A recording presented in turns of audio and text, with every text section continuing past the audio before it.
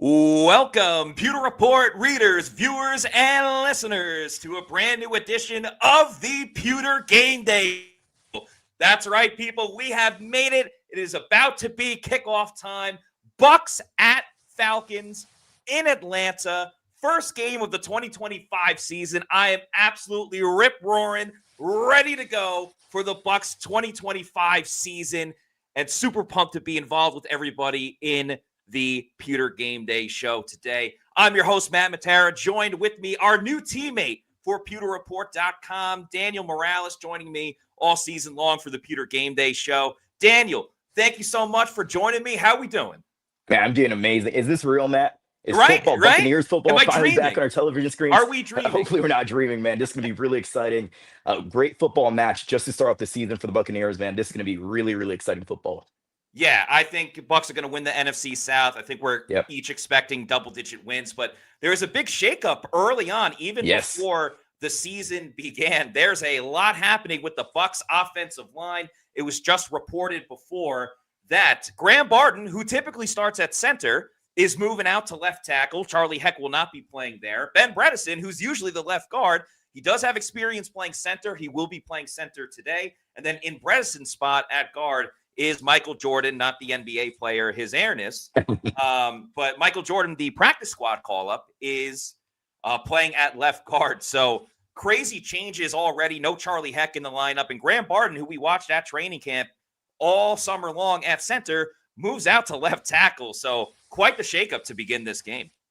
And I know they had a few reps where they put Graham Barton at left tackle to try out that whole scenario. And unless Charlie Heck is injured here, it seems like they just weren't confident enough in having him out there at left tackle. So really, really big shakeup here. And especially having Elijah Klein not start over Michael Jordan, who was elevated off the practice squad, is an interesting note also. But big shakeup to start off the season. Let's see how it works out. Yeah, shout out to everybody that is joining us as well. We got Louis Frozen Pirate Pod saying that's my guy, Louis. 21. Yeah, shout out Louis. Everyone, feel free to put in your predictions for the game. We're going to keep this very interactive with everybody as well. We'll get to comments. Super chats, of course, are appreciated. You get to cut the line. Q's44 says, let's go Bucs. We know Q's is going to be rooting for Sean Tucker and Riley Dixon as well. Hopefully we don't see too much of Riley Dixon unless he's holding for extra points after the Bucs score touchdowns. So we're getting ready for kickoff. It's going to happen in a couple of minutes. What are your other thoughts about the game besides the offensive line? What's your prediction? What are your X factors for this one? Yeah, so X factors for me, it all starts on the offensive line. Originally, it was going to be Charlie Heck out there on left tackle, but no matter who's out there, you got to be able to protect Baker Mayfield, give him enough time to execute. I know Josh Guzard wants to have more of a vertical passing scheme. I don't know if you're going to see it right away with Tristan Wirfs not in the lineup yet. He might return week number 3. We'll see for the New York Jets game. But protect Baker Mayfield. On the opposite side, they have issues at right tackle as well. Michael Penix's blind side. We got to get to Michael Penix as well. And lastly, no stupid mistakes. They're all rusty here. No stupid mistakes on offense, defense, and special teams. We're about to get kickoff here. There we go.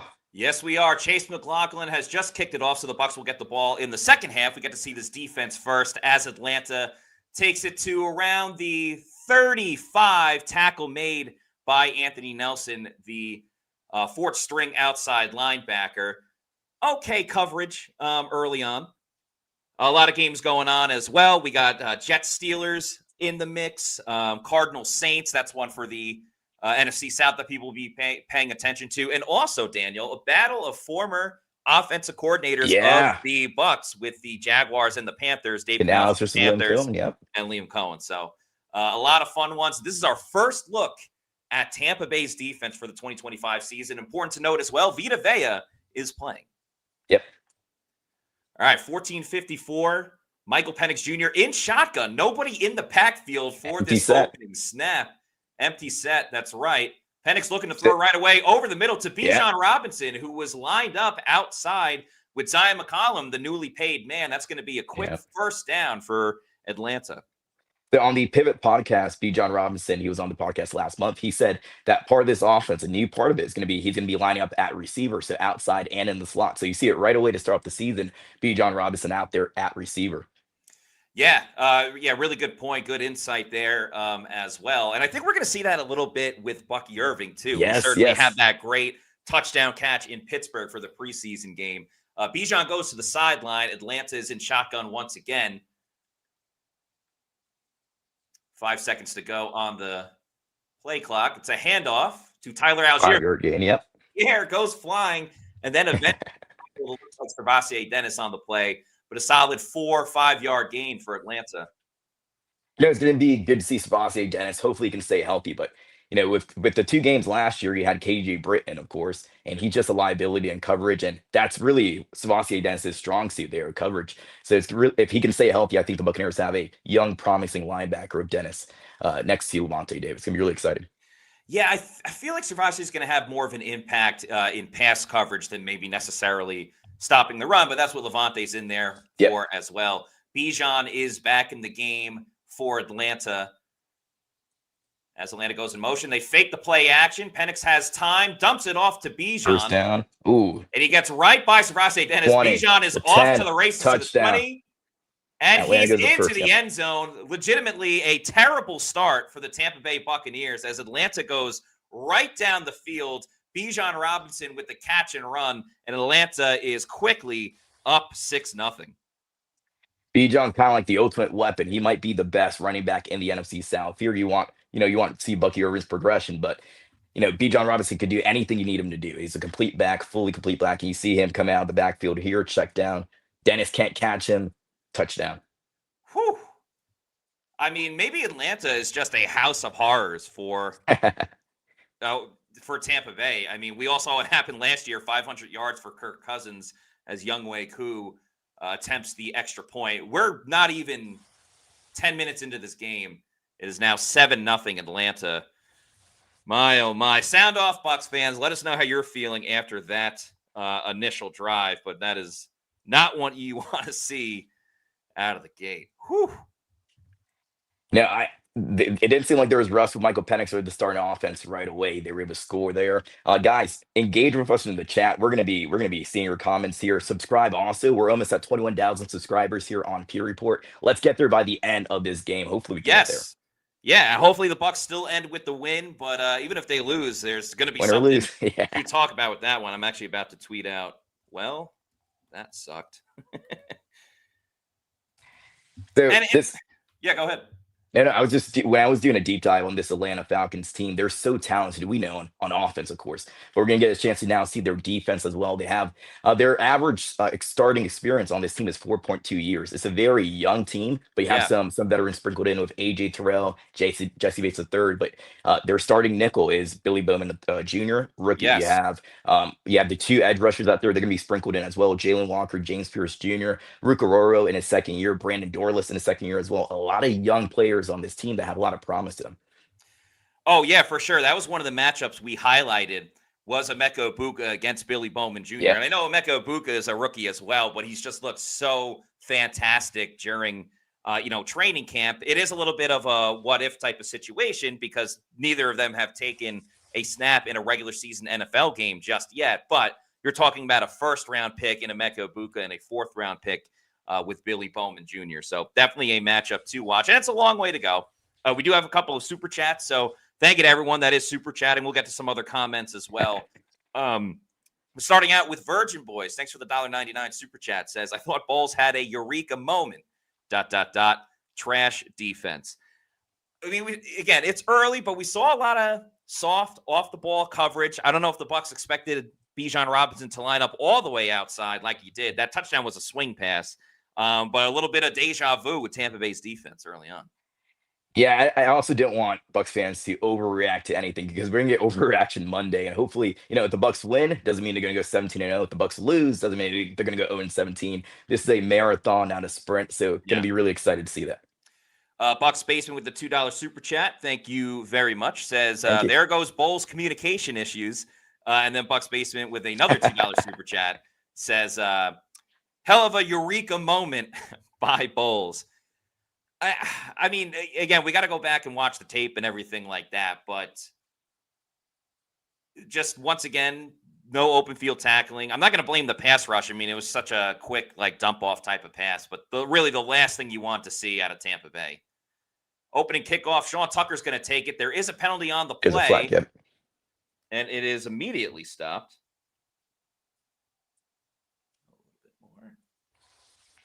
And looks like they just went to commercial break. Okay, let's see. Christopher Cole says, you guys need to relax. Rux's review says, wow, Dennis better than Britt? Yeah, I mean, he did miss him on the he should have been the guy to make the tackle. Pat Rocco says, we will hear the same thing, breakdowns and communication. By the way, I'm trying to get I got like a multiple TV setup going on, so got to see what I can get with that one as well. Let's go with that. Louis, Frozen Pirate Pod, thank you for the $4.99 super chat. Says people need to calm down. The game just started, and it's also week 1. People, calm down. The game just started. Yeah. Again, I mean, the Bucs can only go up from here, and it just happened so quick. You know, it's like the bell rang and bam, you got hit in the face right away. We will see how Tampa Bay is able to respond. Roll out to the right side here by Baker. Throws it away. Second down. 2nd and 10. Oh, what happened with my TV?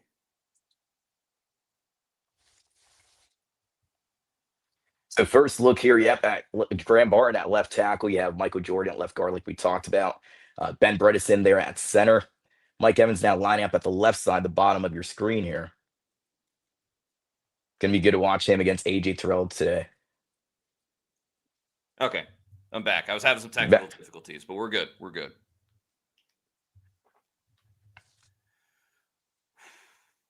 So Atlanta doesn't have their rookie defensive edge rushers in the lineup. I mean, they will be. Yeah. They will be in, but they weren't listed as starters on the depth chart. Yeah, I think they're going to be sprinkled in here. Yeah, got Leonard Floyd out there, veteran. Mm-hmm. Every year can rely on at least his floor is 8.5 sacks every year, so he's going to produce for you. It's good passer. Now you got James Pierce Jr. out here. Yeah. All right, 3rd and 8 for Tampa Bay. Baker in the shotgun. Takes the snap. Atlanta sends the blitz, looking for Shepard on the play, and it is incomplete. That is a quick 3 and out for Tampa Bay with 12:21 to go in the opening quarter. Atlanta looks ready to go. Tampa Bay looks slow and rusty to begin the 2025 season. I think you're a little bit ahead of me here, Matt, because I just saw the end of this play here. If you want to sync up. Right. But just 5-7 second here, I think delay. But yeah, 4th and 8. Bucs out, turnover. Riley Dixon going to be out here to punt. Slow start, but again, it's the beginning of the game. Let's see how this all turns out for Tampa. But now the defense going to have to step up here for Tampa Bay. I want to see Kalijah Kancey, Hassan Reddick, Yaya Diaby, Vita Vea get to the quarterback. Let me know. Cause Michael Penix. Yeah. Did they snap now? Yep. Okay, cool. All right. Tough to sync up these TVs from time to time. The game's going on. Good bounce. Not the 19. Okay. Not the best punt by Riley Dixon, and doesn't get the proper bounce that you want either. So Atlanta will start right around the 20. Cameron Johnson, one of the gunners there. So going back to commercial break. Elaine Abraham, thank you for the $4.99 super chat, who says, Dennis made a good tackle snap before that one. This is on him, and it's on Todd. He needs to adjust to take Bijan out of the game. I mean, it was the first drive of the game where you're not necessarily going to know what Atlanta's doing right away. You see how they line up, and then you kind of react to it after that. Elaine Abraham with another comment as well. Thank you for the $1.99. Says, this looks like an unprepared team. Yeah, they look slow. They look like they weren't ready for what Atlanta had going for them, and Atlanta was ready for kind of everything that Tampa Bay had going on offensively. Yeah, I think in these first few weeks, you're going to see a lot of bad football around the National Football League just because of the fact that a lot of these guys don't get starting time, don't get playing time reps during the preseason. You know, they've gone more to these joint practices, which, you know, the Buccaneers had the joint practice against the Tennessee Titans. You were there with Adams Lawn for the Pittsburgh Steelers joint practice there. But that seems like that's the path they're going more to because of these controlled environments they can have these players in. But you're going to see a lot of rust, I believe, because it's not real live game reps around the National Football League. And it looks like it's affecting Tampa Bay Buccaneers so far this, you know, to start out this game here, but let's see if they bounce back. Other scores around the league, Jacksonville and Carolina, it's still 0-0. Jets have a 3-0 lead over the Pittsburgh Steelers. I'll try to announce teams that the Bucs are going to play, this upcoming season. It's still 0-0 in Arizona and New Orleans. So, yeah, just good to have football back. It looks like Travis Hunter just made his first career NFL catch for Jacksonville. So congrats to him. Also, people were freaking out. There was like Travis Hunter cut his hair, like all these things, and it's like, saw that today. We saw Bucky Irving do that. We saw Rashad White do that. It's you got to have short hair when you play in the state of Florida. Yep, this Florida heat gets you. I saw also Travis Hunter. They have him as a starting wide receiver, a backup cornerback. So yeah. Family First 04 says, what the hell is with the offensive line? So that was the big news right before the game. We learned that they moved Graham Barton out to left tackle. Ben Bredesen is at center, and they moved Michael Jordan to left guard. He was a practice squad call-up. So Charlie Heck is not starting for Tampa Bay on the offensive line. All right, they're showing a replay of what looks like the touchdown to Bijan Robinson. Extremely clean pocket here, a swing pass, like you said. They blitzed Jamel Dean, too, it looks like. Anyway, new drive. Atlanta starting at the 19. Got 3 wide receivers, 1 tight end. Son Reddick looked like he was possibly offsides. Yeah, Bijan runs for about 5 or 6 yards. We'll see if it's on either Atlanta or Tampa Bay. I thought Bijan went offsides first. Let's see here what it is.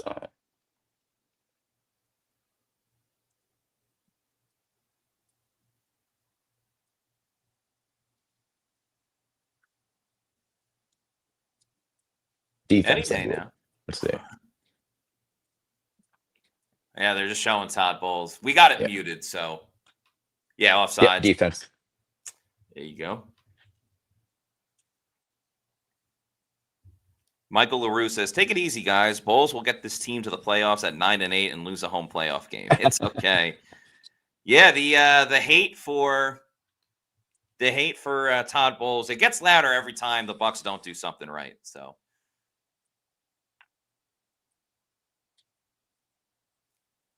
Penix with a play action. Roll out of the incomplete pocket. Pass. Incomplete. Nice play by the newly paid Zion McCollum. Got that 3-year contract extension. He does the Dikembe Mutombo finger wag. He was looking for Washington on the play. I know Scott wants him to celebrate with that pick 6, have the ultimate celebration for that new contract. But the Bucs got a really good deal with him at $16 million a year. When you see guys like Sauce Gardner making $30 million a year. Oh yeah, that's a stealable contract. And he only has room from here to grow. Exactly. He's gotten better every single year he's been in the league, and the 21st highest paid quarterback. So yeah, great deal for both sides. And Jason Light does it again. 2nd and 5. Fumble. Ball is down. Bijan gets back on it, but that'll be a nice tackle for loss for Logan Hall on that one. Bucs catch a little bit of a break, especially after the penalty on 1st down. Just couldn't secure the toss here, Bijan. It's going to be a good 3rd down here. The Buccaneers defense needs to step up, and we need to see the Falcons punter out there, hopefully. 3rd and 9. Yeah, it feels like things can settle down if the Bucs can get a stop. This is the first 3rd and long situation for Tampa Bay in the game. We'll see if Hassan Reddick can pin his ears back. We'll see how Yaya looks, what type of look they bring as well. Winfield is up in the box. Servassier right over the middle. So is Levante David. They bounced out. There we go. Penix looking, some pressure. Caught by, was that McLeod? Ray McLeod, yep. Yeah, Ray McLeod, and that is a 1st down. Over the middle, killed the Bucs last season. Killed them. And hurts them in this situation as well. Doing a deep dive into Michael Penix's first 3 games last year, you can see a guy with, now I know Bucs fans are not going to like to hear this, but elite upside. You hope you don't see it out here. I know Bucs fans hope they don't see it out here in week number 1, but he's the guy who, when he gets rattled under pressure, he keeps his feet calm. When he gets out of the pocket and he's scrambling around, he doesn't become a runner first. He tries to remain a passer. He's a young, promising talent. You just want to see if he can do that, not just in a 3-game sample size, but throughout the entire season. All right. I've realized with my remote, I can rewind, but I can't fast forward after I pause. So if I try to fast forward, it just takes me to the start at 1:00 once again. So after this play, let me know when there's 28 seconds on the game clock. It's a 6-yard gain for Atlanta on this play. So it'll say 2nd and 4, 28 seconds. 28 seconds now. Okay, cool. So they just ran the first down play? Yeah, 2nd and 4, 20. Got you. Perfect. Oh, man, this is a tough one for Tampa Bay early on. Defense not getting stops, not getting off the field on 3rd down. The time of possession is huge for Tampa Bay. Michael Penix is 4 of 5 to begin this one. 89 goes in motion. Penix looking to his left, throwing down the field to an open receiver. Tyke Smith with the tackle out of bounds, but that is a 1st down for Atlanta. Big chunk play. Was that 20, 25 yards possibly? Yeah, Washington, I believe. Yaya Diaby with the quarterback hit just a little bit too late there. Tyke Smith, like you said, yep. That was the story with Yaya last year. Just 1 second too late. 5 for 6 now for Michael Penix. 98 yards, 1 touchdown. Well, the under on his passing yards probably not looking great. He's got 100 in the first half of the first quarter. Falcons over midfield at the 45. I was about to say, not too many rushing attempts for Atlanta, but one, you don't need to throw it that much when you're gaining 15 yards per play. And 2, even their rushes have been for 4 yards, 5 yards, 6 yards. So, yeah, the second game of his career was against the Washington Commanders. And I can't remember the exact number, but it was like the first 20 plays first 15 out of 20 plays were pass plays. So they're not scared to put this young quarterback out there. He's essentially a rookie for only 3 quarterback starts. They're not scared to put him out there and just be the passer, be the leader of this offense, not be John Robinson per se, just having him go out there and pass. And let's see if they continue. 2nd and 5. Another good stop for it. Yep. Finally, a tackle for a loss. Yaya Diaby in the mix. Hassan Reddick too. Tyke Smith as well. 3rd and 6. Big 3rd down for Tampa's defense. Yeah, not ideal for Servase Dennis. 2 missed tackles early on, but finally the Bucs get the run stop going.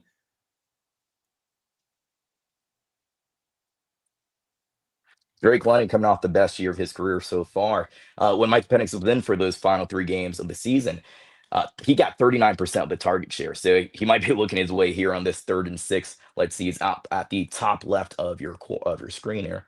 Looks like Yaya got hurt too. Screen to Drake London, and it's a fantastic tackle by Jacob Parrish. The rookie Jacob Parrish, That makes it 4th down. Can't guarantee it's a punt, knowing where they are on the field, but definitely a great job by the rookie, making an impact felt quickly in his NFL career. Bradley Pinn, punter out here. Former Tampa Bay Buccaneers punter as well. Super Bowl champion. First-time captain with the Atlanta Falcons as well. Yeah, the Bucs did not go with special teams captains this year. They didn't either. Last year, either, because it's the same exact group.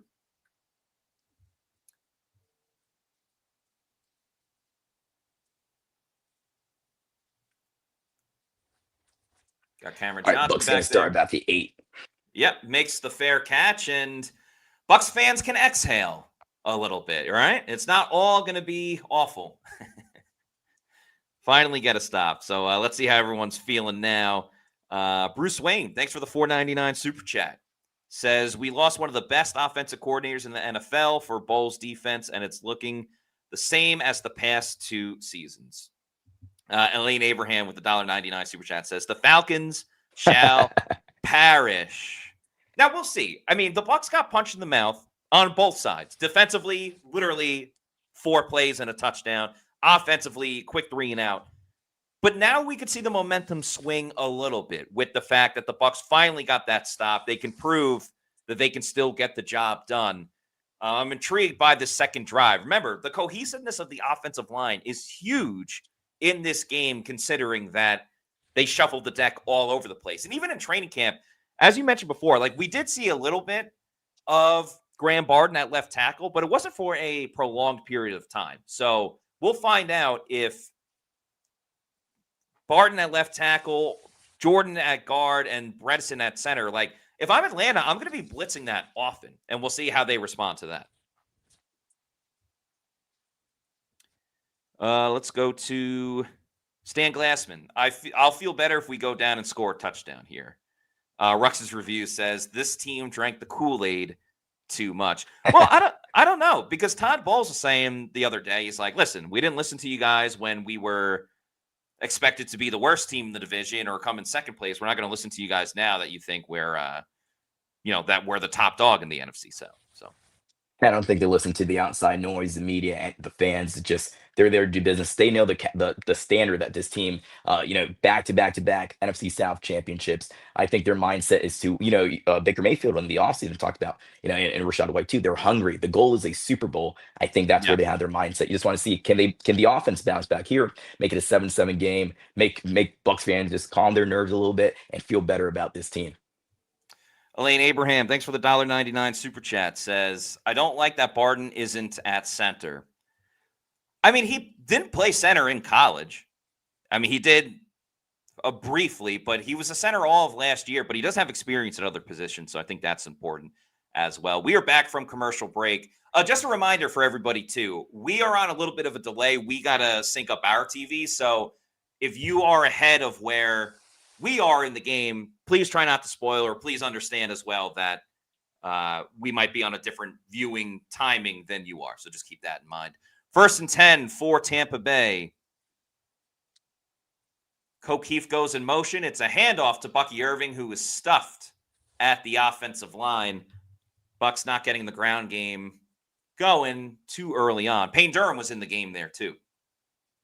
And the Bucs struggled in the second preseason game to get the ground game running efficiently here. I want to see, is that going to be an issue today? I don't think Bucky Irvin's going to have a sophomore slump, but you just need the offensive line to get those holes for him, and they will have an effective run game. Looked like they couldn't get to the second level with the linebacker there. YO Bucks, thanks for the $1.99, says, first 15 are scripted. We're going to be fine. Yeah, adjustments will come into play. Baker's going into shotgun on second down. Empty backfield. He's scrambling, rolling out, throws it deep down the field, and just gets away for the incompletion. Once to avoid getting sacked in the end zone.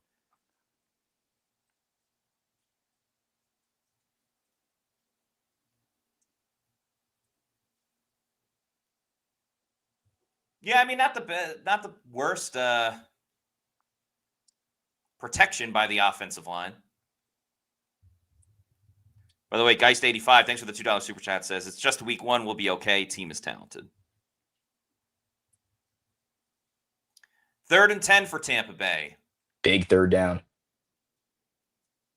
Rachaad White's in the game as well. Baker steps up, going to scramble. Not enough. Can't beat the linebacker. And that's another 3 and out for the Bucs on offense. Ellis with the tackle. Nice job being they're dropping in zone, but also being a bit of a spy for Baker Mayfield as well once he got into the lane. Oh, it's got that big fumble with Bucky Irving in last year's meeting with the Falcons, and see him come up with a big third down stop on Baker Mayfield.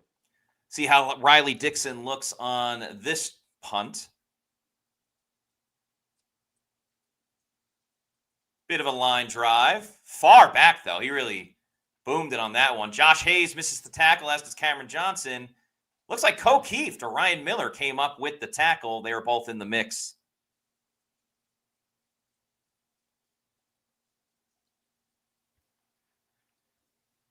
And it is 7-0 out of the break. Daniel, your initial thoughts with 4:46 to go in the first quarter? Very slow start for the Tampa Bay Buccaneers. You want to see, can they always are rusty. Can they get that rust off before it's a little bit too late and you dig yourself in a hole? You're trying to play catch up the entire game, and that's going to put Josh Broussard in a bad situation. This is first, game that he's play calling for. You don't want to be in a position where you're down too many points, and now you have to desperately try to get this team back out there on the scoreboard. But let's see what happens here. I'm interested. It's not the end of the world for the Tampa Bay Buccaneers. Just this is a tight locker room too. They're always going to continue to fight and continue to fight. Let's see what happens.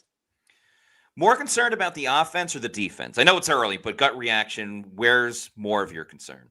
More concerned with the offense. You talked about the for the most part, this offensive line has worked together. But now when you have this whole shakeup where the entire left side and center is completely different, you just want them to build that chemistry quickly enough. Because I don't know if you were out there in practice, but I know you get a very limited view on this team. But how many reps did they get throughout the week and practice? Was this a plan that they knew about going into the week, or is this something that last minute they just didn't feel confident with Charlie Heck and they made that swap last minute? So so they kind of kept it hush hush with their plans for the offensive line, and it makes sense now after the fact that the offensive line will practice in front of us, and you could at least see them line up. But this whole week when we were there, for those that have been to the Bucs facility, they have 3 fields. The right field, which if you're there for training camp, that's where the bleachers are and everything. They mostly practice on the middle field, the middle and the right field. The left field, they'll do special teams and stuff. But they had the offensive line all the way out by the trees on the left-hand side and very further out. So unless you had binoculars, you couldn't really real tell. Hush-hush, yep. Yeah. So, and there's only so much you can get with them just lining up. But lining up, we saw Graham Barden at left tackle. It's whoa, Graham Barden at left tackle. Now, we wouldn't really be able to say that out loud because it's during practice and we can't give away strategy and stuff like that. But it was not expected with, Bredesen out to left tackle. He's been starting center all through training camp. So kind of crazy. They're about to come back from the break. Let's just get to a couple of quick super chats. Thanks to Virgin Boys for the $4.99. I don't care if we end up winning this game. We should have kept Liam, generational play caller for below average defensive play caller.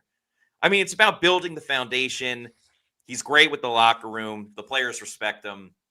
We're a quarter into the season. Let's pump the brakes a little bit.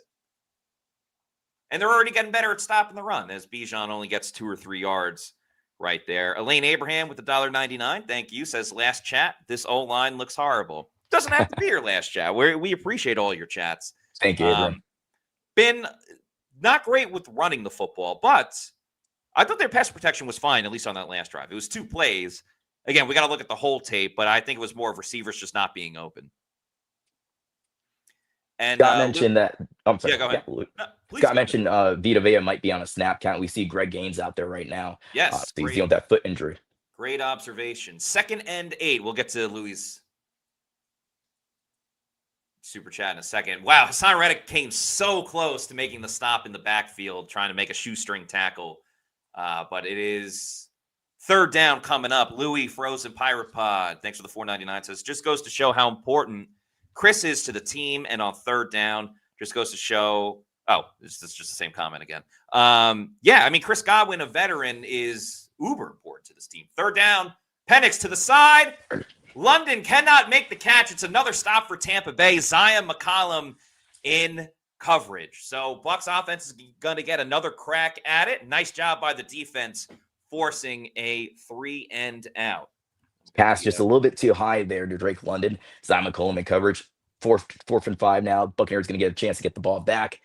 Can the Buccaneers offense finally get this rust off? Finally get points on the board? Yeah. We'll see now. And I said early on, it was going to be growing pains for this offense. Josh Grizzard was here last season, but he is still a first-time play caller. You know what I'd like to see on this next drive, Daniel? Yes. Play action to start the drive. Yeah. Little rhythm, little play action. Little motion in their play. Yeah. Ball goes all the way to the sideline. Cameron Johnson does not get an opportunity to even attempt to take this for a return. So Bucs will start with not the best field position once again. Cam Johnson out there as the starting punt returner.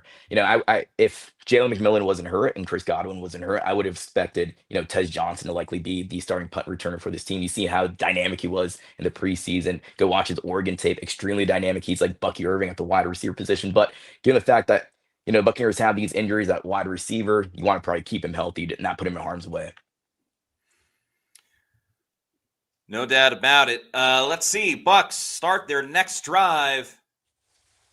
Going with 2 tight ends, a little play action like I asked for. Baker throws down the field, And it is caught by Emeka Egbuka. Oh, nope, they're saying incomplete. Might have hit the ground. Let's see the replay. Not a catch for Egbuka. A little bit of a low throw. Hits the ground. Yep. Yeah. I mean, who knows what a catch is today anyway. But, remember last year before Chris Godwin's injury, Baker Mayfield was hitting that slot position. Chris Godwin had so many receptions and yards. With Chris Godwin out, you're going to have Mike Evans on the outside, probably Sterling Shepard a little bit more on the outside as well, opposite him, and Emeka in the slot. Right now, you got Mike Evans in the slot. But overall, I think he's going to get a lot of receptions, a lot of targets going his way. Yeah, Egbuka is out wide. They hand it off to Bucky Irving, who bounces it out to the outside. This is by far the Bucs' best offensive play of the day. Bucky Irving with an 8-yard run to set up a 3rd and short. Good to get some traction. And I felt the Bucs were going to lean on this running game a lot based on the young rookies at edge rusher in the game for Atlanta, based on, again, at the time, Charlie Heck, but essentially, the weak link of the offensive line. You got Emeka Egbuka blocking in there as well. Yeah, good to see Emeka Egbuka blocking. He's a willing blocker. Buccaneers really like that about him, just like Chris Godwin. What would you do, run or pass it here? Yikes. Short little pass. Nothing too deep. Bucs go 3 wide receivers. Kate Otten lined up outside as well. They keep Bucky in the game to block. Baker over the middle. It's caught by Sterling Shepard. Who had Sterling Shepard on your board as the first player to make a catch for the Bucs in 2025? But that Oklahoma connection is on point. It's a little bit like basketball, Daniel. Like if you're missing a lot of shots, you get fouled, go to the free throw line. You just need to see the ball go in the hoop one time. You got to get into rhythm. You got to get, you got to start making these connections, and then you start feeling this grooves. Baker's 1 for 5. That's his first completion there. See what happens second. I believe probably. What do you think? Run? I think maybe play action. Shepard goes in motion. They're going to hand it off to Bucky, who bounces to the 2nd level and 3rd level. A nice 8 to 9 yard game for Bucky Irving. And finally, that ground game is churning and churning and churning. Looks like the Bucs offense has found their footing a little bit. They're waking up here. Bucs fans start getting a little bit excited possibly here. Let's see what happens. But very nice hard run by Bucky Irving up the middle. And now you can call whatever you want to call on on 2nd down. And nice blocking as well by that offensive line. And I feel like we saw that in Pittsburgh a little bit too, where they didn't block great early on when the starters were in. And then by that 3rd session, Tez Johnson's in the game. He goes into motion. They're going to go play action. Baker has time. Looking, throws deep down the field. Incomplete. Was looking for Mike Evans. Mike wants a flag, but that's all right because that's what you're looking for. You want a big play on 2nd and 1. Like you said, though, 2nd and 1, you can call whatever you want. Baker Mayfield decides to take this big pass up the middle. Doesn't get the completion, but now you're at 3rd and 1. You're still a manageable position here. Really short yardage. Now maybe a run here with Bucky Irving. We'll see. 1:05 to go in the 1st quarter. Diablo, new addition for this Atlanta Falcons team coming over from the Las Vegas Raiders. They hand it off with Bucky. Is that enough? I thought Bucky got it. I think so too. I'm leaning. The ref kind of ran like behind the line of scrimmage. I don't like that call. I'm fine with Bucky Irving looks upset. Yep. They're kind of the 4th and 1 I would challenge the spot. Bucky as well. There. Yeah, I think Todd is running. Let's see. Yeah. Zach beast line. No, he didn't challenge. Okay, so why 4th and 1. Just QB sneak it. Get on in motion. QB sneak it. What are you doing? Baker has nowhere to go. Throws over the middle. It's caught by Mike Evans. He gets his first reception of the season. That was a risky play. Bit of a shaky start play, but you can always rely on Mike Evans. It is a 1st down for Tampa Bay. End of the 1st here. Wow, yeah. Well, a very interesting 1st quarter, Daniel. Bucs trail 7-0. A bit of a roller coaster early on. My goodness. I know Mike Evans wants to get to his 1K yards a lot sooner than he did last year in the final play of the regular season. We'll see how quickly he gets there. It's all about him being able to stay healthy. Let's get to the comments here. Yeah, we'll get to a few and then a couple of advertisements to go to as well. Stubby Ryan says, it's a new Todd. Yeah, that's right. Going for it on 4th down. Ben Pinnell says, the first quarter has reminded me to take my trash to the curb. Hopefully the Bucs trash playing will go to the curb as well. Elaine Abraham says, Falcons are blitzing like crazy. And that's what they should do. You know, like you got an inexperienced offensive line in terms of playing together. There's a lot of experience on it. I think it makes all the sense in the world for Atlanta to really test this Bucs offensive line as much as they possibly can. They talked about this week want to be the more aggressive team, and blitzing is part of that.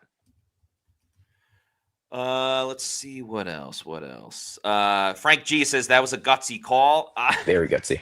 I like going for it, but I don't love the play action pass. You know, why not just QB sneak it? To me, that was like the more crazy thing. Let's hear a commercial real quick. You know who had a big win yesterday? USF. Yes. So let's hear a commercial from our friends over at USF.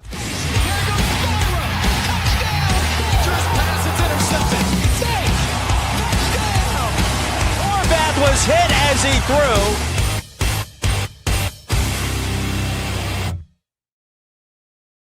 What a win that it was for the USF Bulls last night, it was about last night, beating the Florida Gators in Gainesville. That's 2 wins in a row where USF has defeated a ranked opponent. They play Miami next week. It will be pandemonium if they can beat the U at the U next week. But make sure you are in attendance for USF's next home game at Raymond James Stadium. That will be September 20th at home at Raymond James Stadium against South Carolina State. So certainly a winnable game for the Bulls. Will they be undefeated at the time? We shall see. But check out usfbulls.com to purchase tickets and go support your local college football team.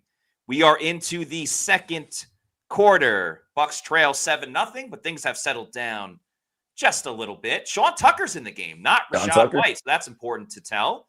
Flag on the play. Looks like, damn, that was an 8-yard run, but curious. Coming back. Yeah, curious if it's on Emeka Egbuka or who it is against. Sean Tucker, Rashad White going into his final year of his rookie deal. I know that Todd Bowles has been calling for Sean Tucker to get more of an opportunity. I want to see this year. I know Liam Cohen only liked to run 2 running backs. He didn't like the idea of having 3 running backs all the time and, game planning for that. But I want to see, are the Buccaneers going to be able to give him more reps throughout the season? I think he's a very young, promising talent. Okay, it was offsides on the Falcons. Yep. Okay. All right.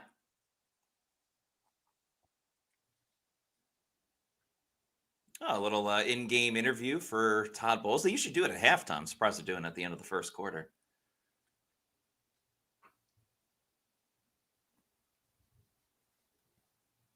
He wants to look for them to settle down. 1st and 5 for Tampa Bay. They're in their traditional 11 personnel. They're going to run it with Bucky, who cuts through the gap and once again has a first down. But there is a flag on the field. Of course there is. Let's see what we got here. Holding. Looks like Graham Barton? Yeah, Graham Barton, left tackle. Daniel has the closed captions on. I do not. Graham Barton does not agree with this call. I don't know. It's one of those ticky-tack plays. Yeah. You can basically call holding on every single play if you wanted to. Tristan Wirfs out there on the sidelines, street clothes. Going to be interesting to see. Can he come back for that Week 3 matchup against the New York Jets, or is it going to be possibly the Week 4 matchup against the Philadelphia Eagles, the reigning Super Bowl champions? But he's going to be back soon, unless there's a setback here. Makes it 1st and 13. Bucs 13. Go empty. Kate Otten goes outside. The Egbuka at the bottom of your screen. Throws over the middle. Egbuka makes his first catch. Congratulations to Emeka Egbuka. First career NFL reception. Goes for about 7 or 8 yards. Didn't see Mike Evans out there either. Mekabuka, he's such a smart, talented player. I know right away he basically learned the bulk of the offense really early on Yeah. in the offseason. And then he could play all the wide receiver positions. You could plug him and play him anywhere. Really smart guy, cares a lot about his craft. Just the perfect, I am that man, the perfect Jason Light draft pick. Evans is back in the game as Kate Otten goes in motion. 2 tight ends on the field as well with Payne Durham. Oh, Tucker slips. Yep. Oh, man, he could have had a big gain. Man, 3rd and 1 now. Yeah. Slipped. Don't know if he tripped or slipped, but man, it's just so close. They moved it now 3rd and 2nd. Manageable 3rd down for the Buccaneers. And Rachaad White is coming into the game now. So it looks like Rachaad White is the primary receiving running back, 3rd down running back, because he is the best pass blocker, but not getting the rushing attempts. It's Sean Tucker who has gotten the backup rushing attempts when Bucky Irving is not in. So, yeah, 3rd and 2. Bucs are at midfield with 12:40 to go in the second quarter. Baker looking, rolls out. Think he's going to run. He's got the 1st down and smartly gets out of bounds. We know how Baker loves to crash his skull into other players and tell others to get their weight up. Yep. But a smart veteran play by the now 30-year-old Baker Mayfield. Look back at his QB stats from last year. He's basically top 5, not top 2 in all the major categories: passing yards, touchdowns, 3rd down win rate. He's got to get down those interceptions. If he's able to get down those interceptions. And Rachaad White gets a rush, and that goes for a 1st down. So the Bucs are figuring it out in the ground game. Besides the 1 holding penalty, after the first 2 drives, Tampa Bay is ripping off runs of 7, 8, 9. These are things you love to see. Still not fully entrenched with the passing game just yet, but they're getting it done. And they go back to Rachaad White, another 5-yard gain. Daniel, this is quite the journey for Tampa Bay running the football, and they have been very effective early on. Yeah, the offense has been waking up here and mixing out those running backs, having Sean Tucker in the game, having Rachaad White, Bucky Irving. You have a 3-headed monster possibly here.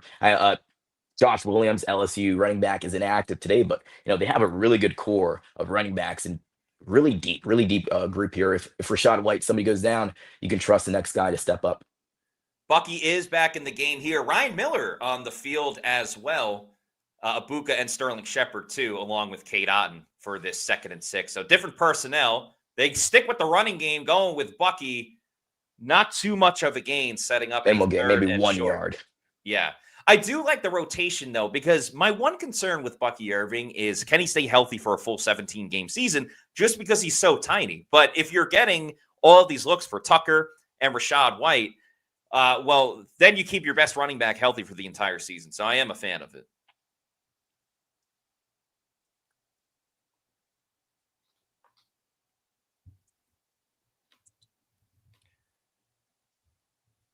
So far, 12 pass plays, 8 run plays here for the, 12 run plays, 8 pass plays for the Buccaneers. 3rd and 6.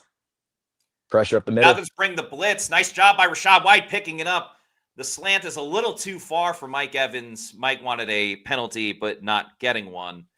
So the Bucs are going to have to settle for a field goal unless Todd Bowles wants to get really aggressive. But I wouldn't advise that right now. Diablo with the blitz, but great job by Rachaad White. He's so damn good as a pass blocking running back. Yeah, he's the best pass blocking running back on this team. Buck Irvin attempts to, but you mentioned how small he is. It's a little bit more difficult for him, but it looks like they are going to go for the field goal attempt, 48 yards. Money McLaughlin. Yeah. 30 of 32 last year. 48-yarder. Always better to kick inside. Kick is up, and it is good.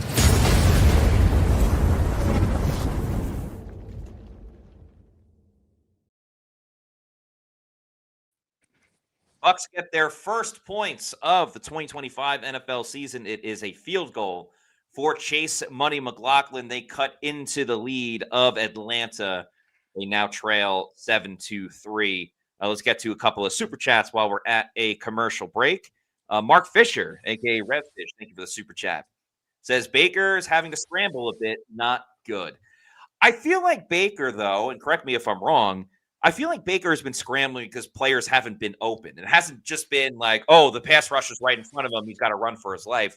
That was maybe on like one occasion, but the other ones, I think it was more of nobody is open than, hey, he's got to run to get sacked. The coverage dictating whether he needs to scramble or not. AJ Terrell so far has had a really good game working against Mike Evans. So on that slant there. Yeah, a lot of tight coverage from Atlanta. But you know what? They at least gave the defense some rest in between, Atlanta consistently getting the football. Then you had the little break in between the first and second quarter, and then letting the second quarter drive going for a little bit longer. I think you'll see a refreshed defense on this next drive. So it's all about that complimentary football. Virgin Boys with the $1.99 super chat, thank you, says Baker is playing like straight trash today. I wouldn't go that far. His passing hasn't been overly accurate, and he's throwing into tight windows. But again, if players aren't getting open, that's not necessarily Baker's fault. Maybe he could have led Mike a little bit more on that slant. I would say Baker's playing average. I wouldn't say he's playing trash. Your thoughts? I agree with you, Matt. I know the Buccaneers fans wouldn't you got 3 points. They wanted 7, of course. But you see the offense starting to wake up here, starting to move in the run game, slightly a bit in the passing game. But you want to see we talked about tight coverage with the Atlanta Falcons. Can he start hitting those receivers though? They got to get open for him to be able to hit them across the field. But I think so far you see an offense that's promising, but needs to clean up those mistakes, needs to find a way to get open. Seth Alexander says, I have Mike Evans and Bucky on my fantasy team. I need them both to eat. It's funny. I'm going against Bucky in one league, and I have Bucky on my other team. So it's one of those, I'm happy for the team. I'm happy for Tampa Bay when Bucky does well. But then part of me is like, oh, that hurts a little bit. But, if Bucky has a monster game, it hurts you quite a bit. Naresh Canman says, can't win the game by scoring field goals. Yeah, I mean, you obviously want to punch it into the end zone. But I think if the defense continues to get stops, and they've gotten stops ever since that opening drive did not work out, I think that'll be important to continue to keep Michael Penix off balance, get those 3 and outs, get the ball back pretty quickly. Wow, the Saints are up 7-3, but it looks like the Cardinals are about to score. They just did.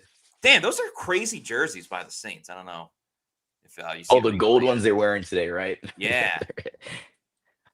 Much better job by the Bucs coverage team. Anthony Nelson once again in on it, gets the stop at around the 30-yard line. So much improved right there.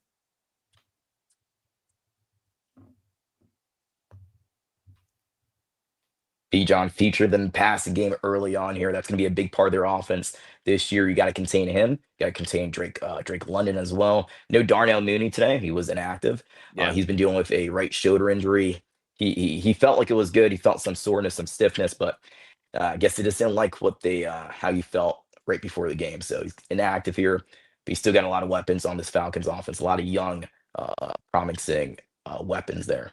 Yaya Diaby is back in the game for Tampa Bay. It looked like he hurt his shoulder on that last drive. Go a little play action. Yaya right up the middle, and it's a sack. Yep. Yaya Diaby. But there's a flag on the play. Let's hold our horses real quick. Let's see what the flag is, but he's the guy, yeah. That was a great stunt to the inside. He's a guy you want to see step up. Only had 4.5 sacks last year. I think the flag might be against the Buccaneers defense because he looks upset. Yeah. I wanted to put up this one. Yeah, it looks awesome. It's a face mask. Who's it on? Jamel Dean. Oh, no. Completely erases the sack by Yaya on first down. Whew. Tough one. And there's certainly a lot of Jamel Dean detractors, and that definitely did not help this case. But yeah, a 15-yard penalty on the face mask. Let's see a replay here. He was covering Drake London. Yeah. I don't know. I mean, you just obviously you can't do it. I don't really have much more analysis than that. Penix over the middle, dropped by London, Tyke, and Hassan Reddick in the mix on the play. They dropped Hassan back in coverage on that one.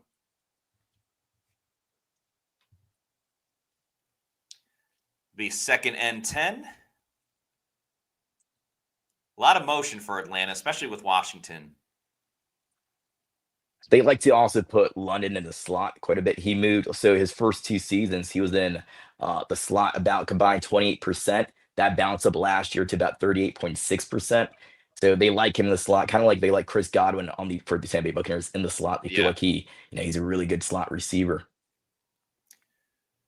2nd and 10. Bucs bring 4. Penix over the middle.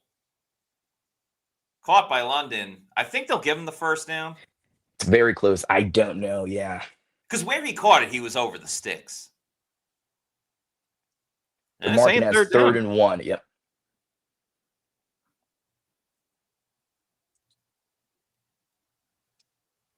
Third and short. Falcons go play action. Penix down the field.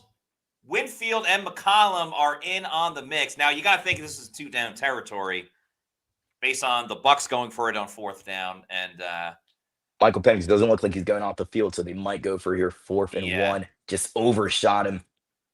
That's something that when you watch those 3 career starts for him, in college in Washington, he can hit deep. That was one of his strong suits. Yeah. But just in the NFL so far, hasn't been able to complete those deep field passes as much as you would want him to. 4th and 1. Now, here's the thing. Atlanta can't really QB sneak it because Penix isn't that mobile, and he really hasn't lined under center that much either. So it's always risky with these 4th and shorts, as looks like Atlanta is pulling a timeout. With these 4th and shorts, like you have the opportunity to stop them if they begin in shotgun because you're already 3 yards behind the line of scrimmage. I always think it's the dumbest thing to me when teams do that on 4th down. It's like, all right, we're going to start 5 yards behind where we actually have to get to. Yep, exactly. All right, let's take a quick look around the league while we have a moment of our time. Where did I have ESPN? There we go.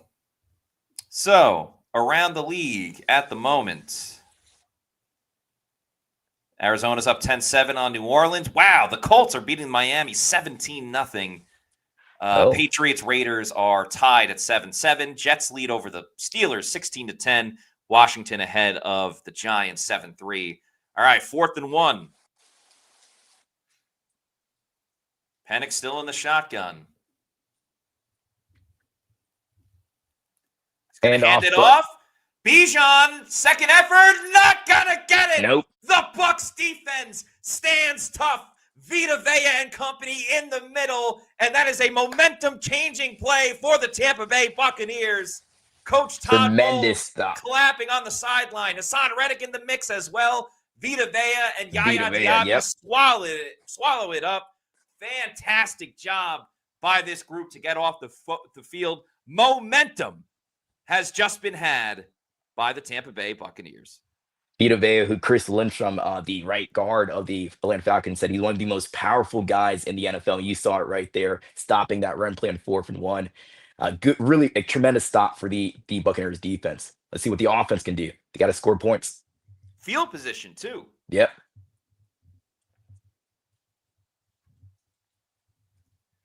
That is, I think we're going to be talking about this play later. By the way, everybody, there is a Pewter post-game podcast that will come up around 4:30 or whenever the game is over for the Bucs and Falcons after we hear from like Baker Mayfield and Todd Bowles. But we will be live, myself and Scott Reynolds, recapping this game. And I have a feeling that might be the turning point of this game. So make sure you check that out around 4:30. We will keep everybody updated. So make sure you follow us on all of our social media. On game days, to stay locked in here on Pewter Report. You guys have every single game day at 9 o'clock in the morning. Yep. The pregame show, whatever time the game's on. Obviously, me and you on the game day show. And then you and Scott. Just love hearing always the insight from Scott. Tremendous guy at whenever the game, ends here. Tammy Lay says, stop them on 4th down. Woohoo! Woo-hoo. Celebrate. Is right. Sloth Mite says, I need Mike to get his yards for my fantasy. Yeah, would like to see a couple more targets for Mike. He only has 1 catch so far in this game. The passing game has essentially been non-existent for the Bucs early on, but we'll see how this drive goes. Yeah, possibly some screens here. Just get Baker Mayfield back in the groove. Some screens, short, quick passes. And just rely on that running game, which is working so far for the Tampa Bay Buccaneers offense.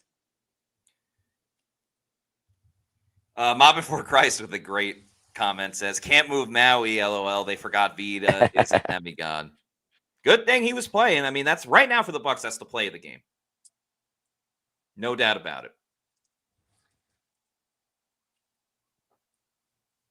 Great job by the Bucs defensive front. Yaya, Vita, Hassan Reddick. If they can stay healthy, that's a very dangerous four. We got Yaya Diaby, Hassan Reddick, Kalijah Kancey, and Vita Vea. Yeah. It comes down to health, but that's a nightmare for opposing offenses. That's as brutal as it gets. Yeah. Okay, Bucs got 12 personnel, 2 tight ends with O'Keefe and Payne Durham. A lot of discussion at the line of scrimmage. Evans and Ibuka in the game as well. Oh, botch snap. Bucky rolls through it, is able to get about 4 yards on it. That could have been disastrous, but seems like Josh Grizzard early on has been a tad bit conservative when it comes to opening up the playbook. A lot of runs on first down. But again, their last drive was their best one yet. So we'll see. Punt, field goal. You want this one to end in points. Even if it's a field goal, you're 6-7. But if they can score, a touchdown, you go up 10-7 here. It's going to be really exciting for Bucs fans. Got 2nd and 7 right now. Payton Durham in motion. Little play action. Baker to the side. He's got Evans caught, first down. So there's some yards for Mike Evans, a reception, and a first down for Tampa Bay. A little pitch and catch. Nice, easy throw, wide open. Get Mike the ball, get him his yards, and everyone's happy.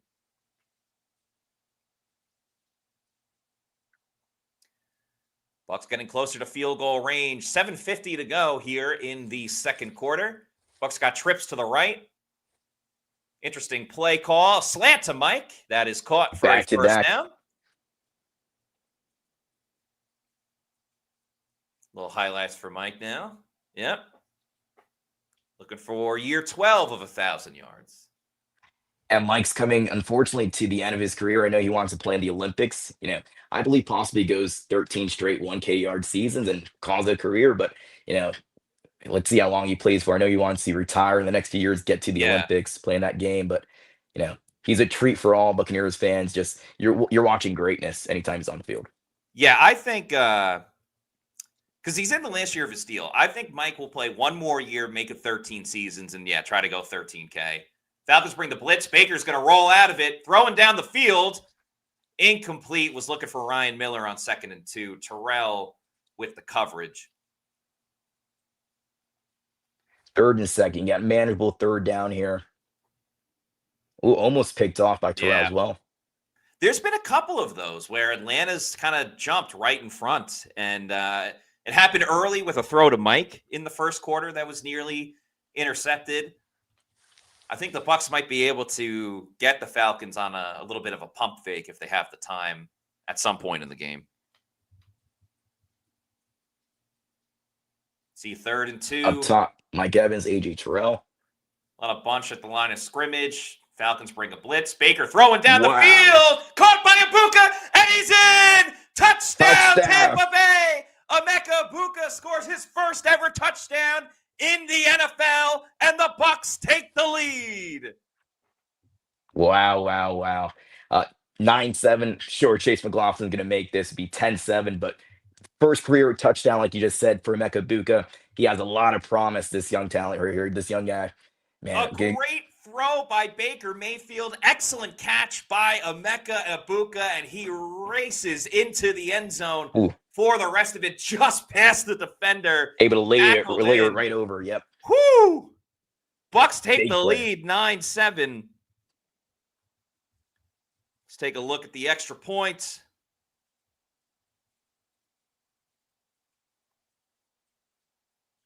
Kick is up and good by Chase McLaughlin. Bucs lead 10-7, and I gotta play this video.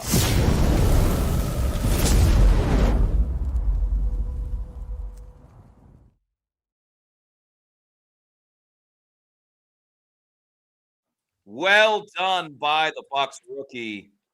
I'm tweeting that out. Emeka Ibuka. Bucs fans, how do you feel? Buccaneers are finally up in this game. First time they've been up in this game. Let us know in the comments. I want to communicate see with you guys. Everyone's reactions. How are you feeling about Emeka Egbuka? As Pewter 941 says, Egbuka! Free subtitles AI says, bake. Let's effing bake. Let me update the score real quick for everybody. It is 10-7 Bucs.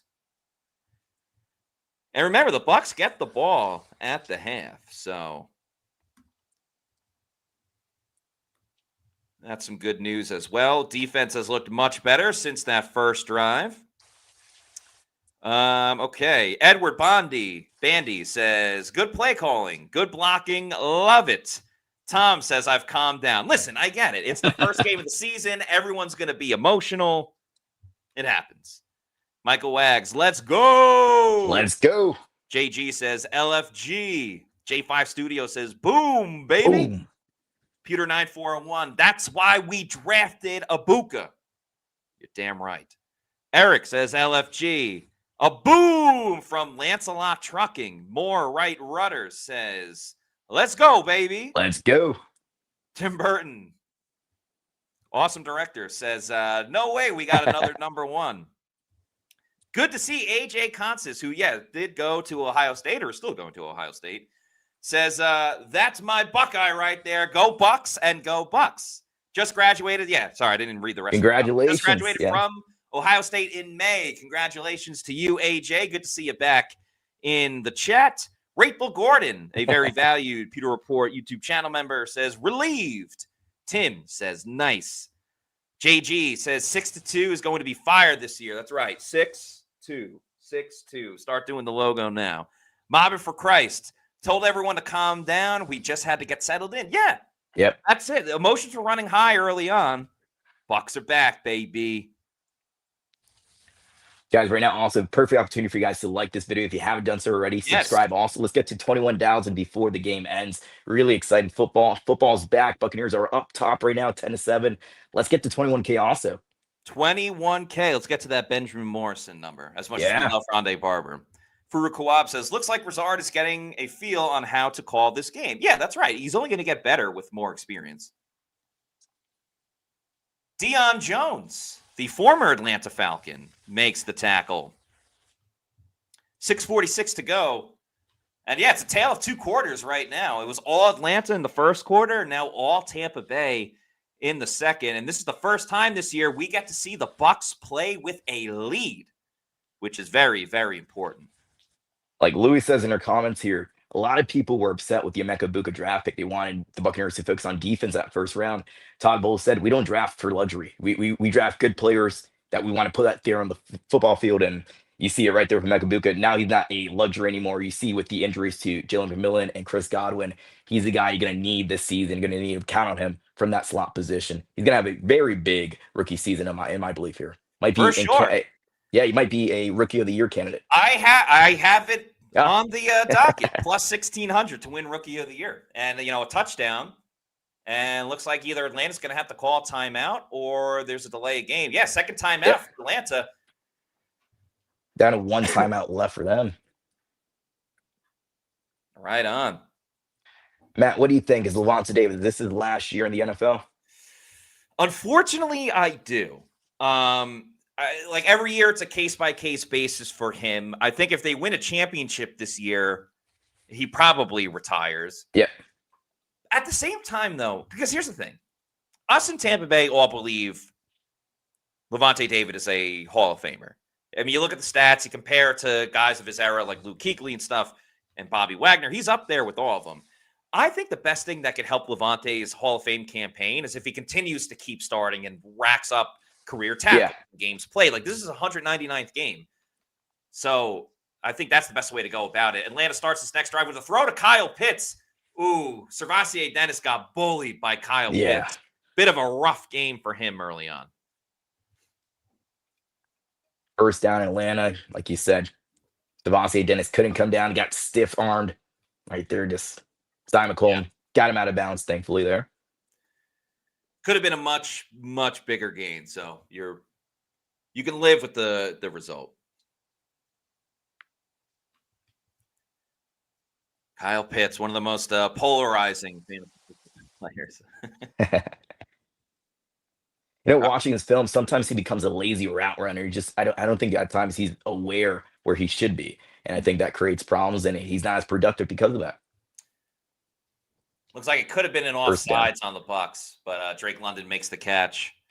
Another first down for Atlanta, so they are quickly trying to erase this lead that Tampa Bay has. We do have a flag on the field, so let's see. I'm pretty sure it's offsides. Yeah, they got a quick jump on the left side of the line. Mm-hmm. I guess Braswell. Declined, yep. First down, Atlanta. A little more up-tempo for the Falcons.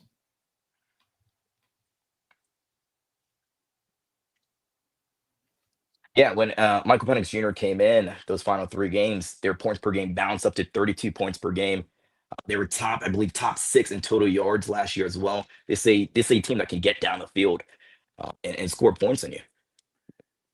Nice stop there by the Bucs defense. They got a couple of different players in, Braswell and Anthony Nelson, so Hassan Reddick's getting a little bit of a break, along with Yaya Diaby. Vita Vea is still in there. So we've seen this before at training camp. They'll go like the 2 starting edge rushers and the 2 backup inside line or backup interior defensive linemen, and then they'll go Vea and Cansey and a couple of the backup outside linebackers. Bucs Basement says, thanks for the $2 super chat. Says, Bucs are in trouble when David retires. Middle linebacker, a problem. Not the best showing of Servassier Dennis, but I think we need more than, 2 quarters of a season to anoint that. Nice stop here by the Bucs on second down. Kalijah Cansey. 3rd and 7. Nelson forces Atlanta into a throwing situation.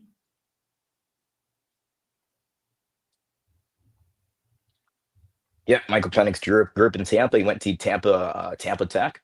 He's a Tampa native over here, and went to University of Washington, of course. So, good to see a Tampa guy succeed in the NFL.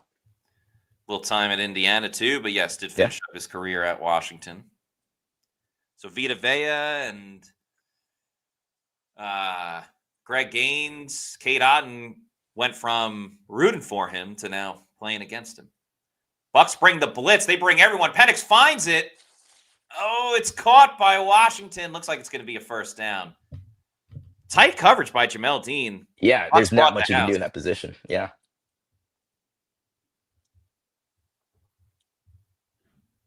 Whew. 1st and 10, 3:45 left here. Buccaneers still have all 3 timeouts. Falcons with 1. Falcons getting right on the cusp of field goal range.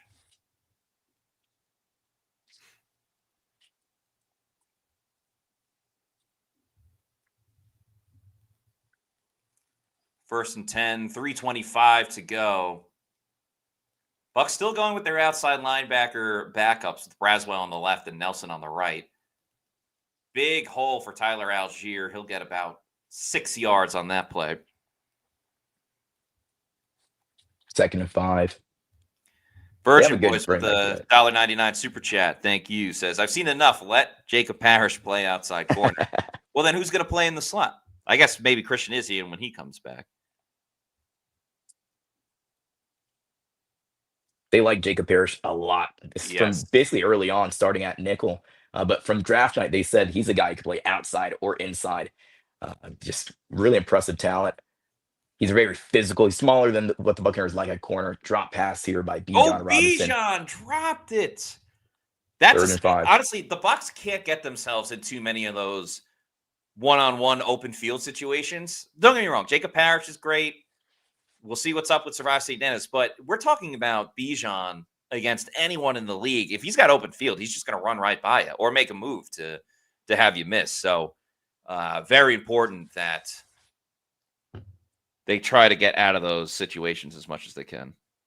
3rd and 5. If the Buccaneers can stop the Atlanta Falcons offense here, they're going to have good timing to try to one final attempt to go down the field, see if they can score points before halftime. Like you said, the Buccaneers do get the ball back when they return from halftime to start the 3rd quarter off. Let's see. Penix drops back. Hassan Reddick. Oh, he had him. That would have been the prop bet. And Penix is running. Smacked his head on the ground.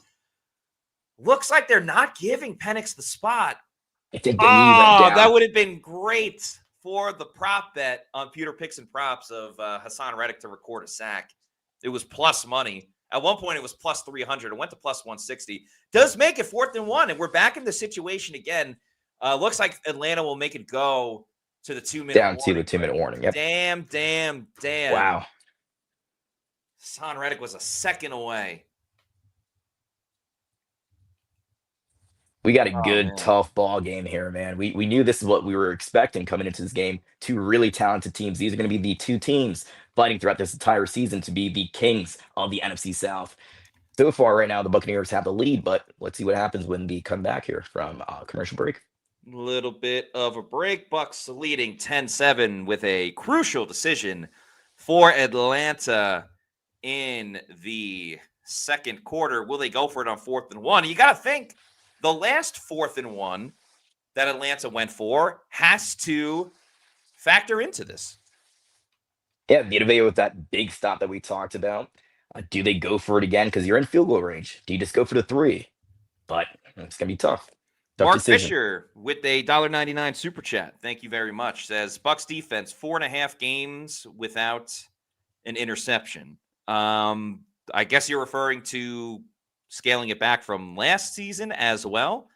Yeah, but they've also only allowed 7 points. They're getting the stops that they weren't getting last year, at least up to this point. But yeah, I mean, turnovers, ball hawks. Yeah, turnovers create everything in this game. We saw those turnovers in the first 2 preseason games. You had, like, for example, the Nick Jackson one-handed interception. So, the players are capable of doing it, but can they do it in these regular season games? Nick Jackson, of course, on the practice squad, but they have the talent on this team. Antoine Winfield Jr., Simon McCollum. Let's get here to JB Easy. No sacks yet. Trade for a game-changing pass rusher, please. I don't think they're going to trade for anyone at this point. Also, First Name Greatest says same defense as the playoffs, can't get the ball back. They've allowed 1 score, and they forced punts every other time, and they literally just had a stop on 4th down the last time. So they have been getting the ball back. Geist85, thanks for the $2 super chat. 0 sacks in the first half is embarrassing. They had a sack, Yaya Diaby, but that was negated by a penalty. Yeah, the Jamel Dean face mask on Drake London. So close. I also feel like Atlanta they're more of a quick throw type of team compared to some other teams. So Michael Penix, that's one thing you see. He can get the ball so quickly. That makes it hard for you to sack him. Daniel King says, I have the same number of sacks today as our defense. That's true. So do we. All right, coming out of commercial break. Offense is on the field here, so they are going to go for the 4th and 1. See if they can go back to back. Vita Vea out there on the field. He looks ready. Right. The 2-minute warning gives the Bucs the opportunity to put their starters back in.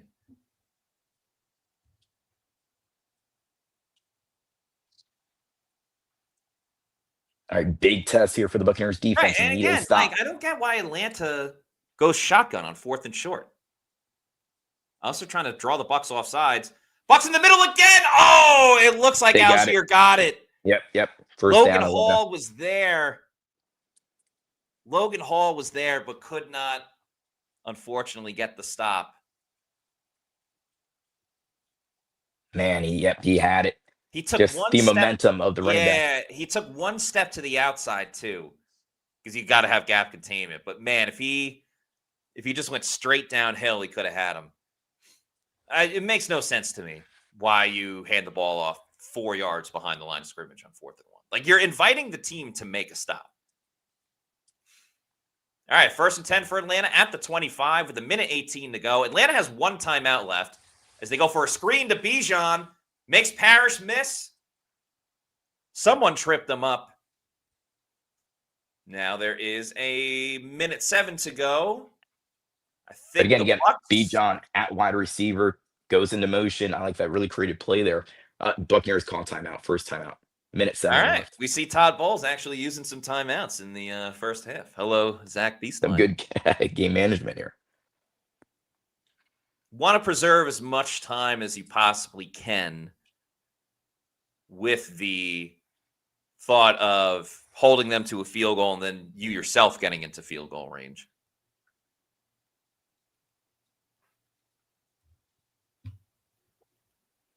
Talking Trash says, hold them to 3 here. Second half starts 0-0. And the Bucs do get the ball. So Virgin Boys, OMG, he used a timeout. Yeah, he called a timeout here. Bucs basically, why did Bowles just call a timeout? Because you want to preserve some time. Because you know Atlanta's going to keep. I mean, they could run it. They do have one more timeout, but you're trying to preserve as much time as possible. It makes sense. I get it.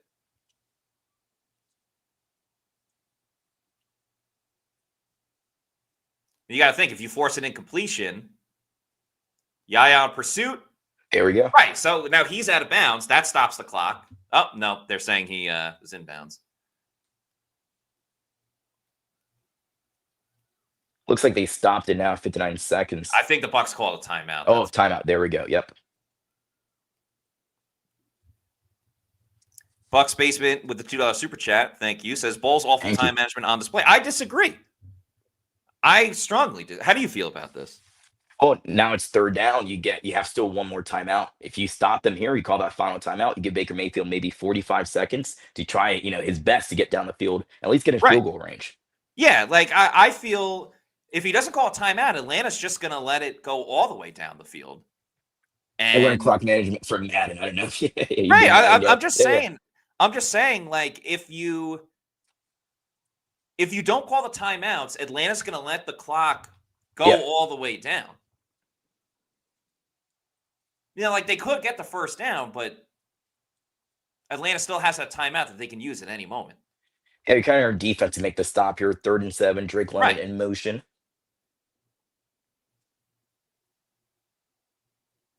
Penix over the middle. Oh, Zion, you got to pick that, dude. This is what we've talked about. You have to pick that, Zion. Why are you getting paid all of this money if you're going to drop a softball of a throw? Tipped by Vita Vea as well, working against Lynn. Helmet. Yep. Man, what an opportunity. But Buccaneers do get a stop here on, now it's 4th down. Didn't have to use the timeout as well, so still have 1 timeout left, 57 seconds. Well, they're going to kick the field goal here, but you're going to have around 54 seconds.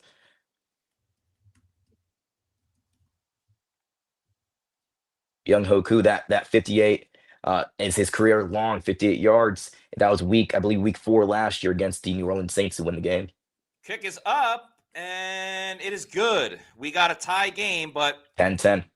Could have been a turnover. And look at that. Bucs have 53 seconds now versus 30 seconds. Yeah. And they also have a timeout. So I don't want to hear it with, oh, this is a bad idea with the timeouts. They played those timeouts perfectly. Yeah. Perfectly. You give Baker Mayfield, Josh Grizzard one final attempt here. Less than a minute, but one final attempt with 1 touchdown to get down the field. If they can get in field goal range, you're 13-10 going into halftime. You get the ball coming back at a halftime. I think it was really good clock management there by Todd Bowles. He's improved in that aspect, it looks like, so far. Yeah, I don't understand the discourse with the timeout management. He played that very, very well. Very well. Pewter 941 says, it hit Zion in the worst spot, the hands. Good one. So we have a 10-10 game. Bucs playing with a little bit of house money here because they do get the ball to start the 3rd quarter. And who knows the way the return game's going. Michael LaRue says you should always use all of your timeouts. You don't get to cash them for anything. I get what people might be conferring of like, oh, well, then you'd have 3 timeouts. But you'd have 3 timeouts with like about 30 seconds. Yeah, you want as much time as possible. Catches the kickoff on a bounce. Not the best run at the 22, yeah. Well, the Bucs are going to have 48 seconds to get into field goal range. Jordan Schneiderman says way better clock management than last year already. I agree. Yeah. Tim Burden says can't blame Todd Bowles. Full agreement. Full on agreement. Shaggy, also with a great point, says if Todd didn't call timeout, everyone would be screaming about him not using them. No, he did the right thing there. Yes. Now you give your offense 48 seconds. Yeah. 48 seconds to move it down the field. You got Ibuka and Mike on the same side. At the top of your screen, Rashad White in the game. It's a screen to Emeka Ibuka, who's going to head up the field. Doesn't get much. All right, you got to hurry. You want to see more hustle here. Yeah, you got to be an up tempo. Got to go. 34 seconds. They might just kind of be playing for halftime. Wow. Oh, that was a bad throw by Baker Wow. Mayfield. That should have been intercepted. I wouldn't be surprised if you see a run here on third down. Well, Atlanta does have another timeout. Wow, trying to target Kate Otten there. Almost picked off. Would have been possibly a pick six for Atlanta. Very dangerous throw there. Someone said put Trask in. I wouldn't mind a screen here. It is just something to hopefully get that first down. If not, just bring it to halftime. Rashad White was lined up outside. He comes into the backfield now. Tez Johnson in the game as well. Falcons bring the blitz. Baker steps up and still up, and then just gets pile drived at the end. Cody Mauch comes in, pushing the defender. Baker's helmet is halfway off. There's a massive, massive fight going on. And I don't know why Atlanta probably called the timeout. Brutal 3 plays for the Bucs. Yeah.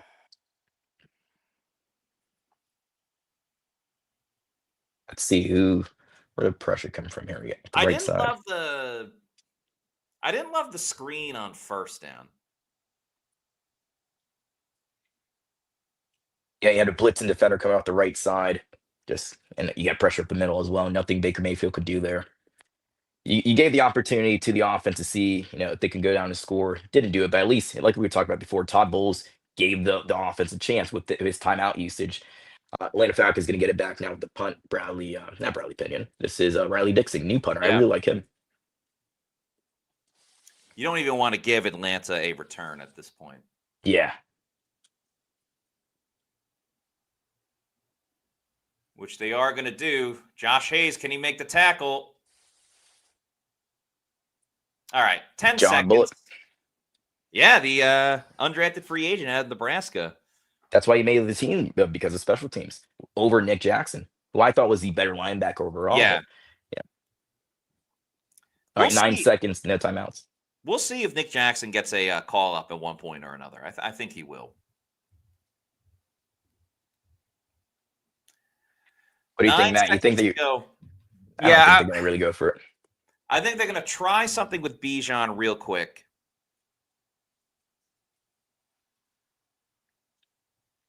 They're going to go to either Bijan or London. If I'm Atlanta, I line up Bijan outside. Bucs are going to play, obviously, to not let up a pass out of bounds. Yeah, Zion's got to pick that ball. Bucs don't really bring a lot of pressure. Penix to the sideline. 3 seconds to go. Incomplete. Yep. Second Washington 10, 3 a little seconds. banged up after the play. Looks like a leg injury limping off. They'll have a little time to rest up.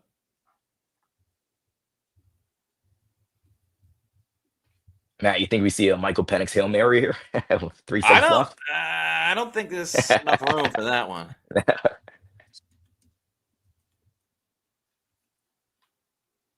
Jamel Dean, Antoine Winfield, both in coverage. It's good to see Antoine Winfield help you back out there. I think he's one of the best safeties in the league when he's healthy. Coming off of before that all-pro season. Okay, Atlanta takes a knee, and that will do it for the first half in this game. Everybody, please sound off in the comments. How do you feel this game has gone so far as we get ready for the third quarter? Daniel, please give me your thoughts as well through 2 quarters. Yeah, I expected it to be a low-scoring game. Both teams coming in with a bit of rust. The Atlanta Falcons had no starters out there in preseason besides Sebastian Dennis against the Tennessee Titans. The Buccaneers starters only played a few snaps, a few drives in the Steelers game. So I expected a lot of rust, expected a low-scoring game. But, Buccaneers get the ball back at halftime when they come back out in third quarter. What can they do when they get the ball back? Can they go down the field and score some points? He needs something now. I've been impressed with how the Bucs have handled adversity. I mean, that was not a worse start that you could possibly have than the defense allowing a touchdown right off the jump, right off the rip. But I think the defense has really responded. They have not allowed a touchdown since. They had that big 4th down stop. They almost had another 4th down stop.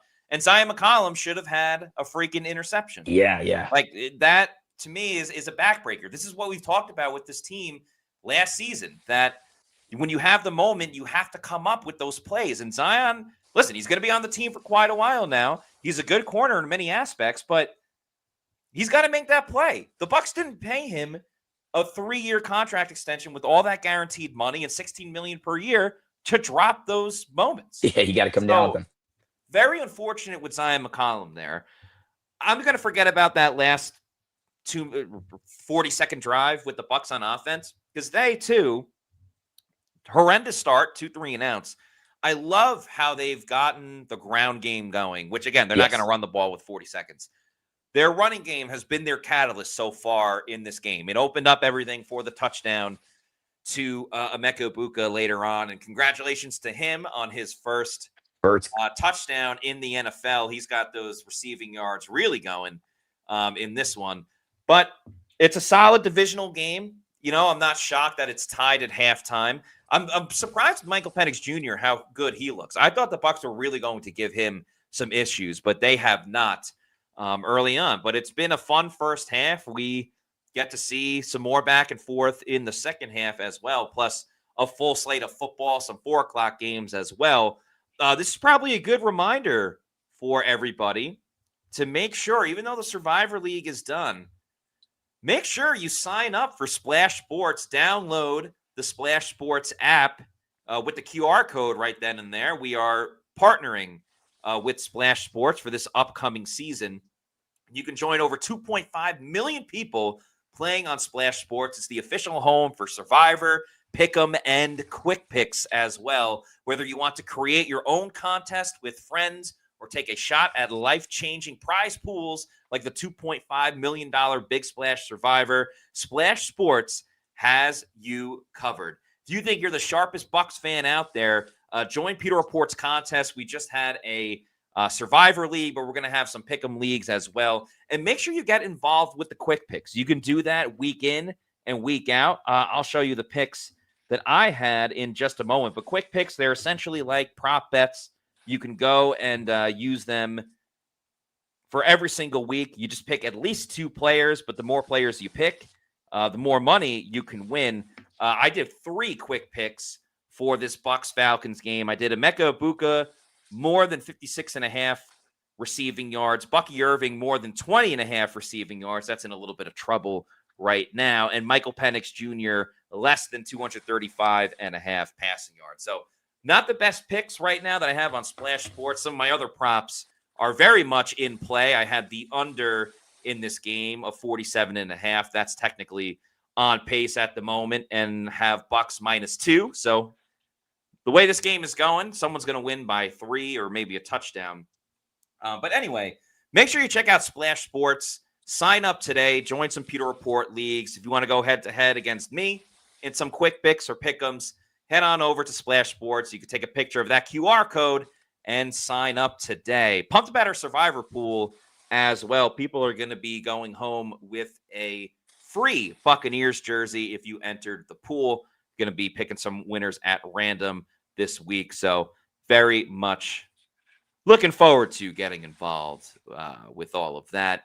Let's get to some comments, shall we? Appreciate everybody rocking and rolling with us. We have more than 1,100 people watching us right now for the Pewter GameDay Show, as we are at halftime with the Bucs and Falcons all tied at 10 going into the third quarter.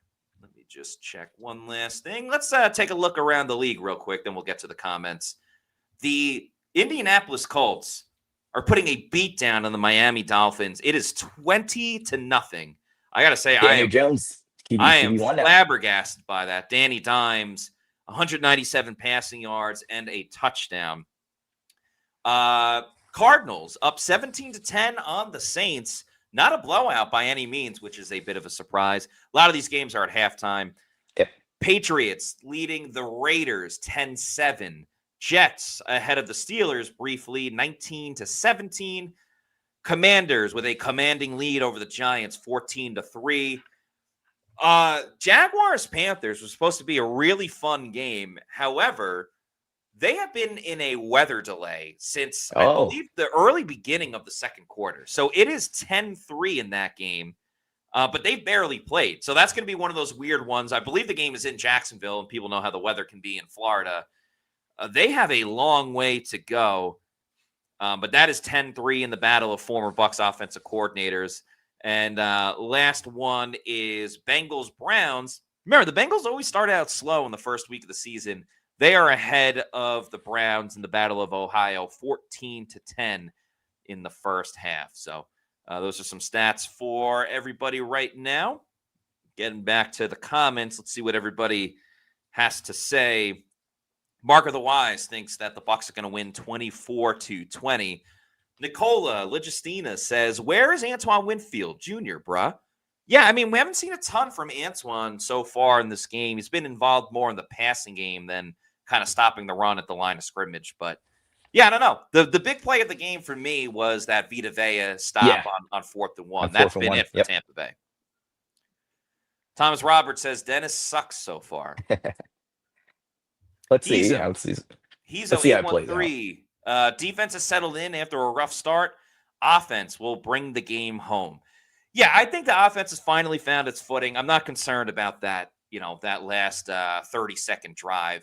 When they have all the time that they need, I think that's where Tampa Bay will, really get it going. And I'm encouraged by what we saw on some of those final drives. I think Baker needs to clean up the play just a little bit because he had 2, maybe 3 possible interceptions that he threw. They are playing tight coverage, but you got to clean those passes up. Farouk Huwab, who is a Pewter Report YouTube channel member, says Zion needs to buy himself a jugs machine now that he got paid. Yeah, I mean, it's the same story with Zion. We can't get mad at Jamel Dean for all the times that he screwed up dropping interceptions and give Zion a free pass. He's got the contract now, so that comes with more scrutiny. Eric says more Evans and Ibuka in the second half. Let's check out the stats in this game as well. Baker Mayfield, 42 yards. Baker Mayfield, 7 of 15 for 77 yards with a touchdown. He's been sacked 1 time. Bucky Irving, 8 rushing attempts for 25 yards. Rashad White, 2 for 14. Baker, 2 of 10. Sean Tucker, 1 run for 2 yards, but came so close to really breaking it. Mecca Buka leading the Bucs with 3 catches for 42 yards and a touchdown. Mike Evans, also 3 catches, but for 25 yards. Sterling Shepard, 1 catch for 10 yards. Those are all the receptions for the Bucs. Cade Otton and Ryan Miller have been targeted, but no receptions. Zion McCollum leading the way for the Bucs with 4 tackles. Yaya Diaby, 3. Tyke, Servassier Dennis, and Jacob Parrish also have 3. Jamel Dean, 2. Anthony Nelson, 2. Those came on special teams.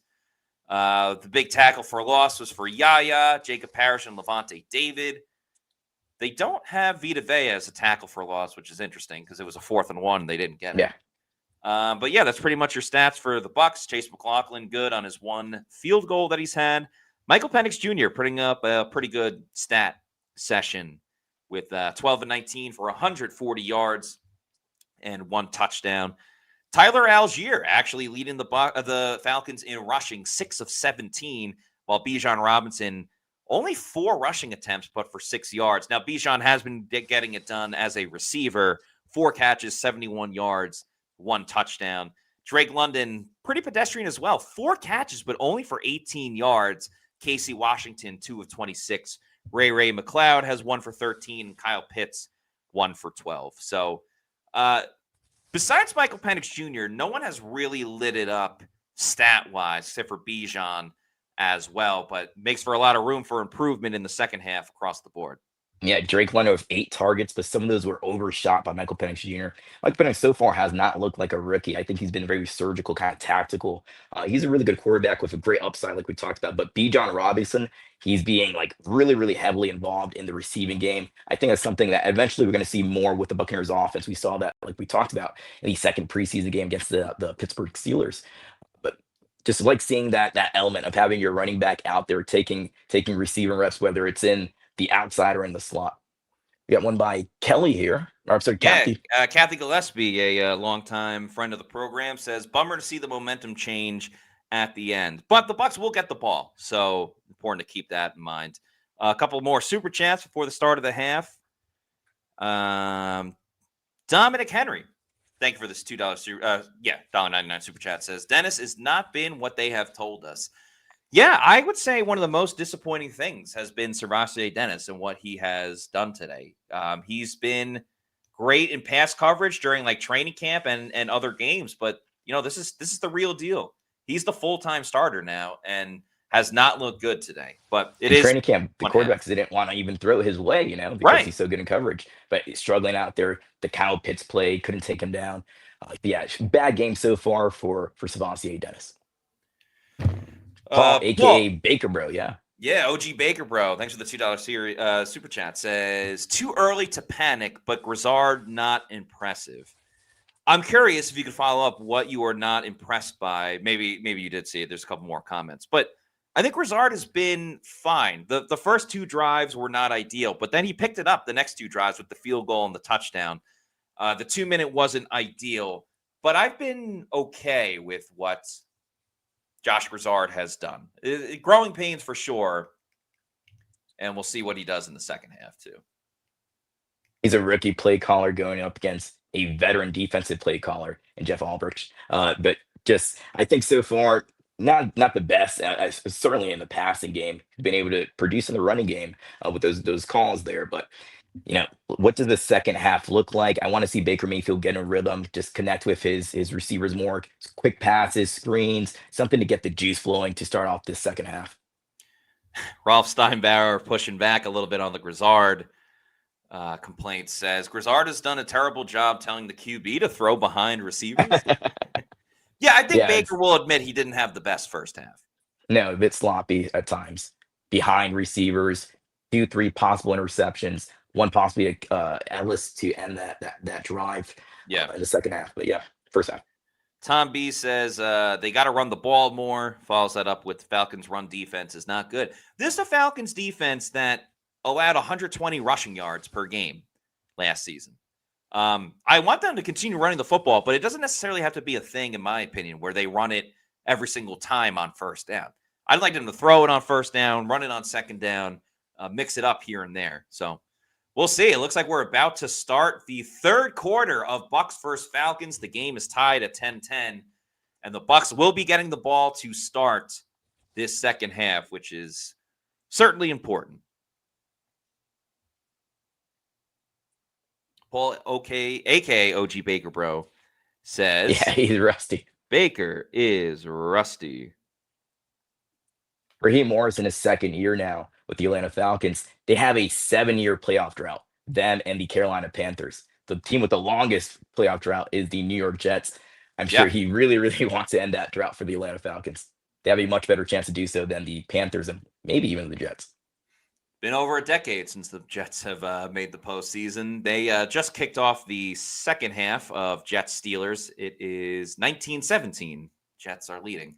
Here comes the kickoffs for Bucs Falcons, and it goes into the end zone. So that's a good start for the Bucs. They're going to get the ball at the 35-yard line with this new touchback rule.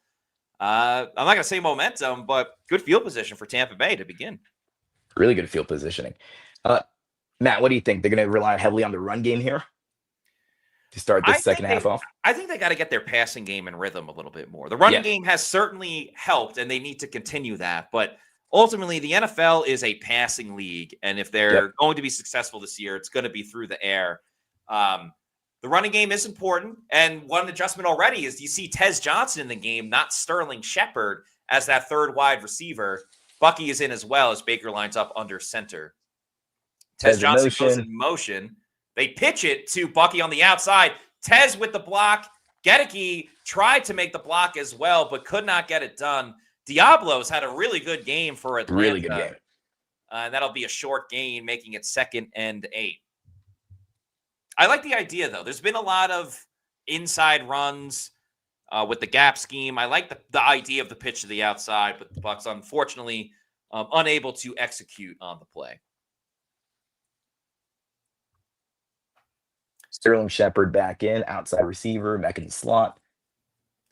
Interesting. So they brought in Tez Johnson to block on that play, but then take him out right after. Baker and shotgun, looking down the field, throws over the middle. There we go. It's caught by a sliding Sterling Shepard right on cue.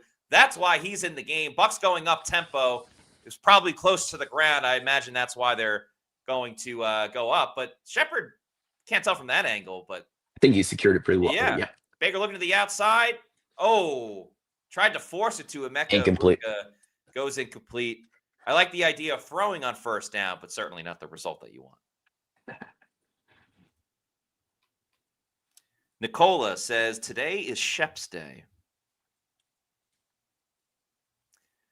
Yeah, maybe a little bit of a rush, or I don't want to say panic, but felt rush due to maybe Atlanta going to challenge that play. But if Sterling Shepard caught it, then they should definitely take their time. What he said here, you got Bucky Irving at receiver outside. Yeah, this is the Pittsburgh play. Yep. Baker pump fakes, then throws over the middle. It's caught by Evans. That's a first down, Tampa Bay. Evans gets to the 30. That's the pump fake I was talking about. Yeah, yeah.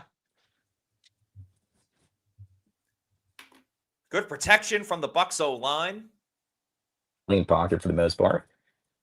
Nice throw by Baker in between some traffic. Look at Mike Evans celebrating there, working against A.J. Terrell. Yeah, Buccaneers Communications has tweeted out that Mike Evans has now surpassed Hall of Famer Art Monk for 23rd most receiving yards in NFL history. Art Monk had 12,721. So congrats to Mike Evans on another milestone. Bucs running on first down with Bucky. He churns the legs for about 2 to 3 yards. 2 yards, yeah. Under pressure today, Baker Mayfield 0 for 6. No pressure, 9 for 12.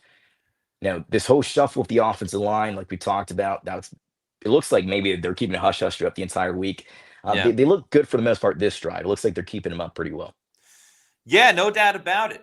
The pressure that Atlanta brought in the first half, and Baker's usually pretty good against the blitz, but you got to think that the new offensive line has kind of brought on some other challenges because you got to make sure everyone's kind of on the right guy as well, calling the numbers and the lines before the ball is even snapped. Bucky's got to pick up this blitz. The ball is caught by Tez Johnson. Congrats to Tez Johnson. He makes his first career NFL catch, and that'll make it a little bit hustle up tempo. 3rd and short. Looks like about 3rd and 3. 3rd and 3, yep. Same unit in the game. No Mike Evans on 3rd down. They showed him on the sideline before. Baker doing something odd. Raheem Morris is kind of an odd play to challenge. It looks like Baker's calling a timeout.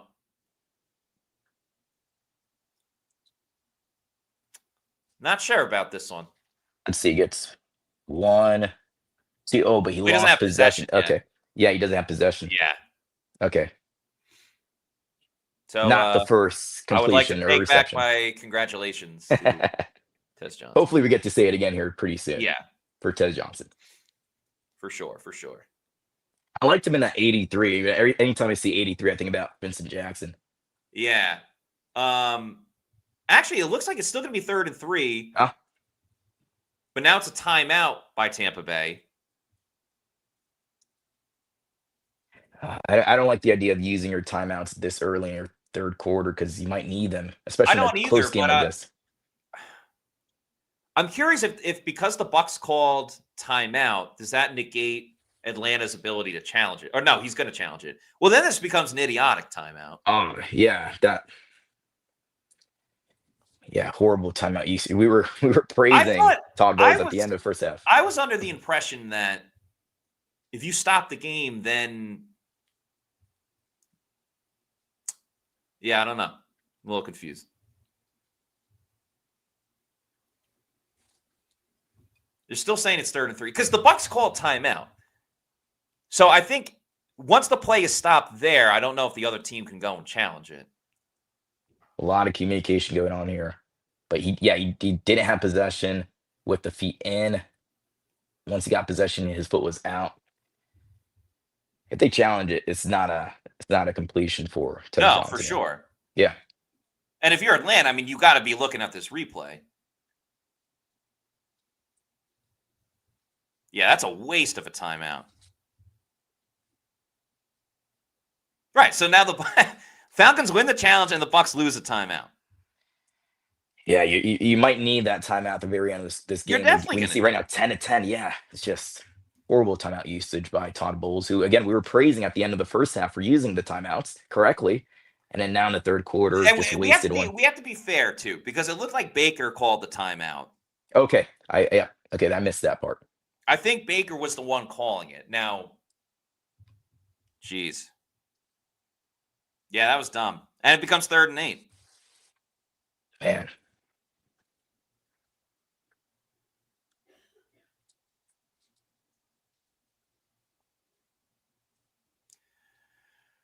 Whew. Yeah, not ideal. All right, 3rd and 8 now for Tampa Bay. You got to imagine Atlanta's going to bring the blitz. They've brought a lot of pressure today. It's kind of a staple of Jeff Ulbrich. Bucs Basin, thanks for the $2 super chat. Says Bowles just helped the Falcons. Wow. Time awful.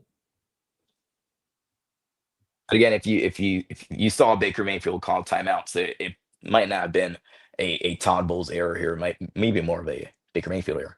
Clock operation. They want to reset the game clock here. Yeah. Oh my God, what a waste of a timeout. Man. Now I'm angry. All right, you got a long 3rd down here, 3rd and 8. Where do you think Baker Mayfield's going to be looking at? Mecca Buka in the slot? Outside, you got Cade Otton out there. I think this is Cade Otton's time to shine. He had a really big game that second meeting. He did. What was it, week 8 against the Atlanta Falcons with the creamsicle game. Got Mike one-on-one. He's got to get rid of it. They fire Rashad White. Oh, he can't break the tackle. Oh, my goodness. That would have been pay dirt for Rashad White. So a double whammy for the Bucs. They lose the timeout. The challenge gets overturned. Instead of 3rd and 3, which if you run that same play, which you probably don't in that type of situation, but if you run that same play, it's a 1st down on 3rd and 3, but not on a 3rd and 8. So just a brutal, brutal turn of events for the Bucs in that sequence. The only bright spot is at least in field goal range here. 44-yard attempt for Chase McLaughlin. Does he get it? Kick is up, and it is no good. Wow. No good. He's gnarly accurate with this. That was as bad as it could possibly be. You lose a timeout. They challenge it anyway with the extra time.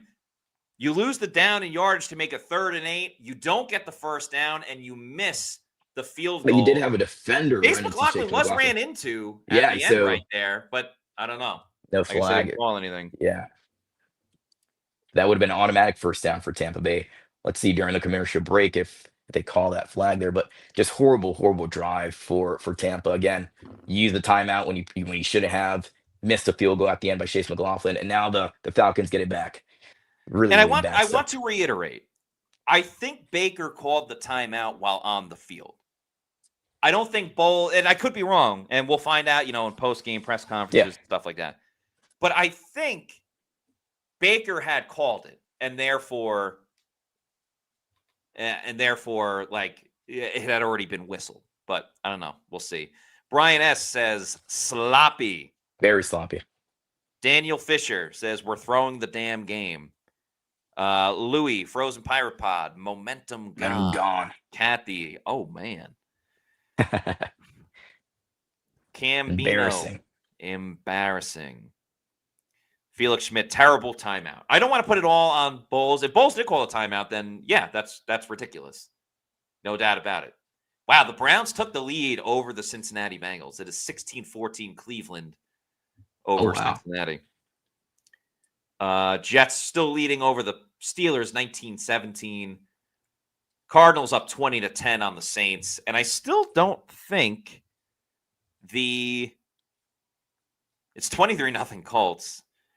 I still don't think, the Jaguars and Panthers are still in that lightning delay. So, yikes. Yeah.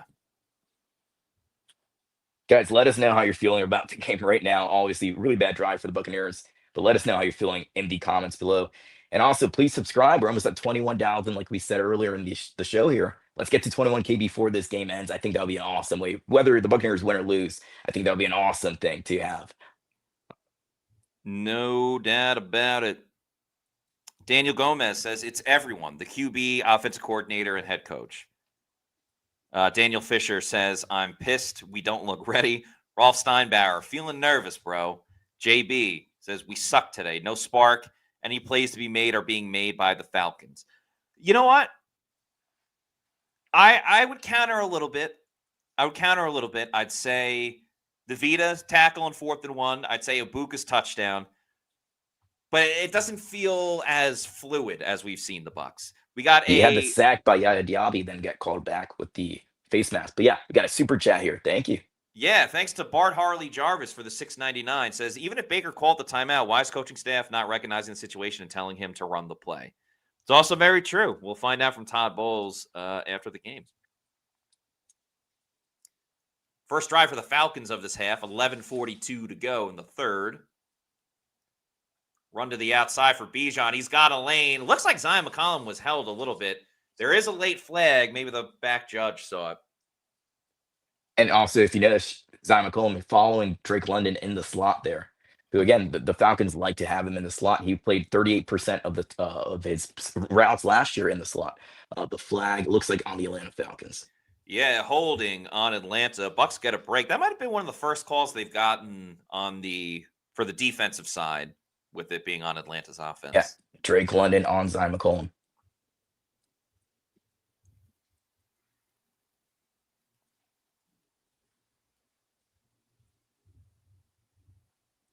Again, I don't like the fact that Tampa only has 2 timeouts for the rest of this game. It could really, really bite them at the end. Right. Just the way the sequence went down. Yeah. Jamel Dean, Drake London at the bottom of your screen.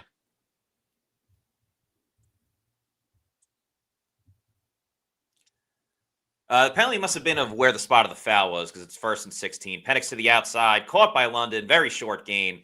Kind of the same theme with Drake London. Like, a lot of catches, but for no yards. So, yeah. If you got him in PPR, you probably got to be happy. But for fantasy football. 2nd and 12.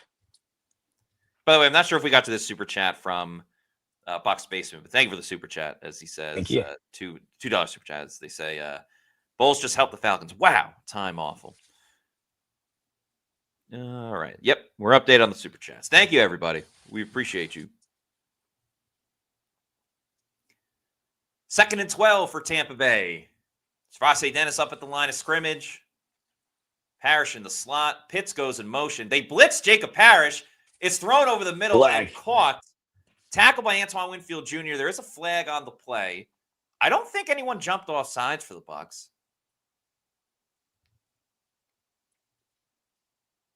What's the story? Going to be an illegal shift on offense. Okay. So it's on the Falcons. I'll make it 2nd and 15.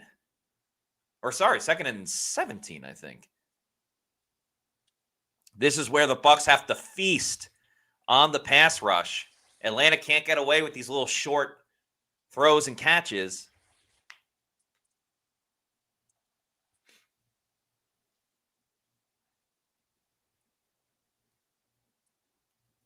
Yeah, this is defense has to get off the field on these next 2 plays. 2nd and 17. Just behind the 30. Penix, short throw. Jamel Dean, nice tight coverage. That's what we wanted to see. I want to see the replay. Yeah. Was he in like position to possibly get that interception? And it was a little bit of a tight. He had to go backwards for it, but man, good coverage no matter what by Jamel Dean there. 3rd and 17 for Tampa Bay defensively. Hassan Reddick got to pin his ears back. Yaya Diaby. Get to the quarterback time. Back.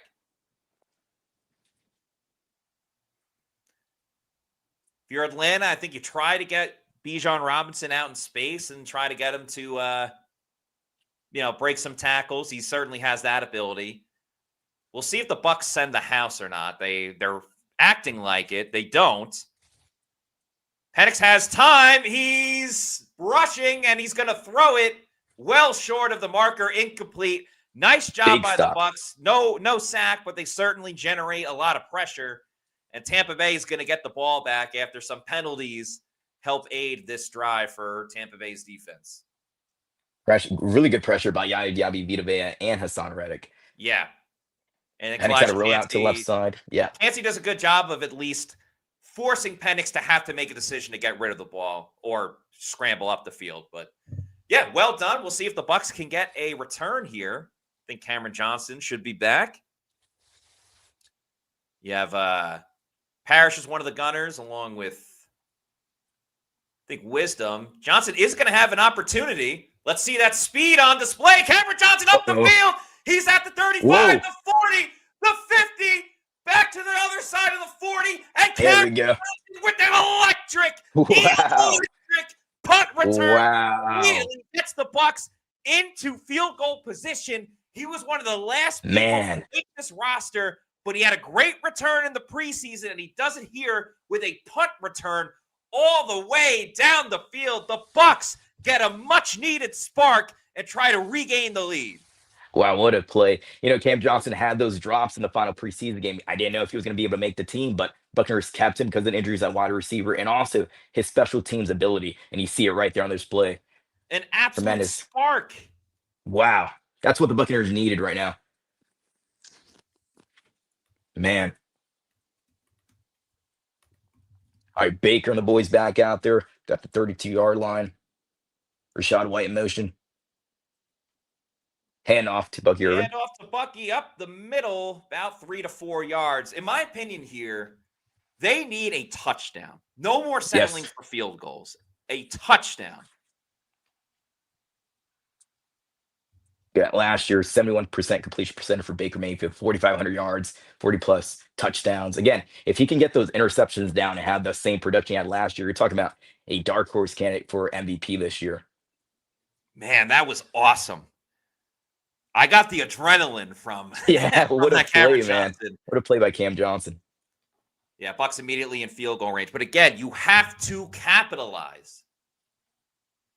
Baker in the shotgun. Throws down the middle of the field. It's nearly picked. That's about the third time today we've seen a ball that was nearly intercepted by Baker Mayfield. Just continues to put the ball in harm's way. You can call a face mask there on Ben Bredeson's defender who was working against him. He's grabbing his face mask.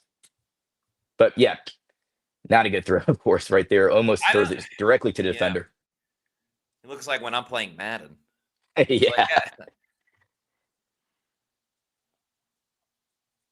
Man. Luckily, not an interception. 36, 3rd and 6 for Tampa Bay, trying to take advantage of the Cameron Johnson punt return.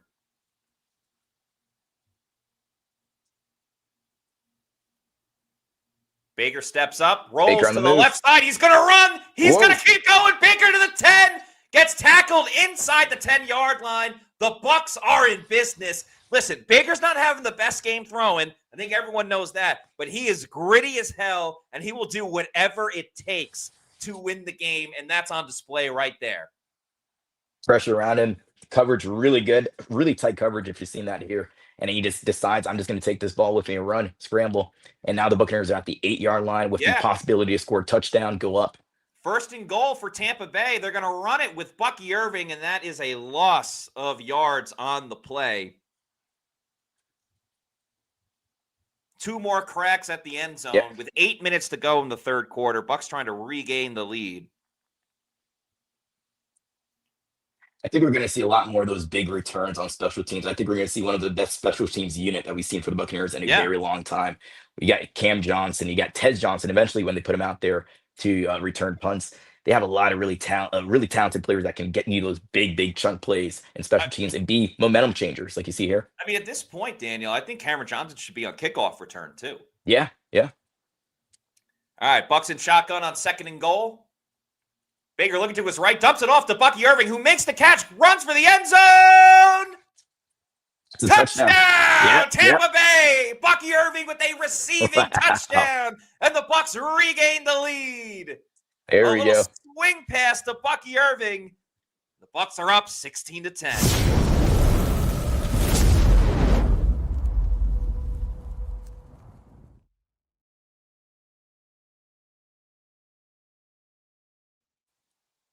He kept his feet in bounds, reached out for the pylon, got the 1st down.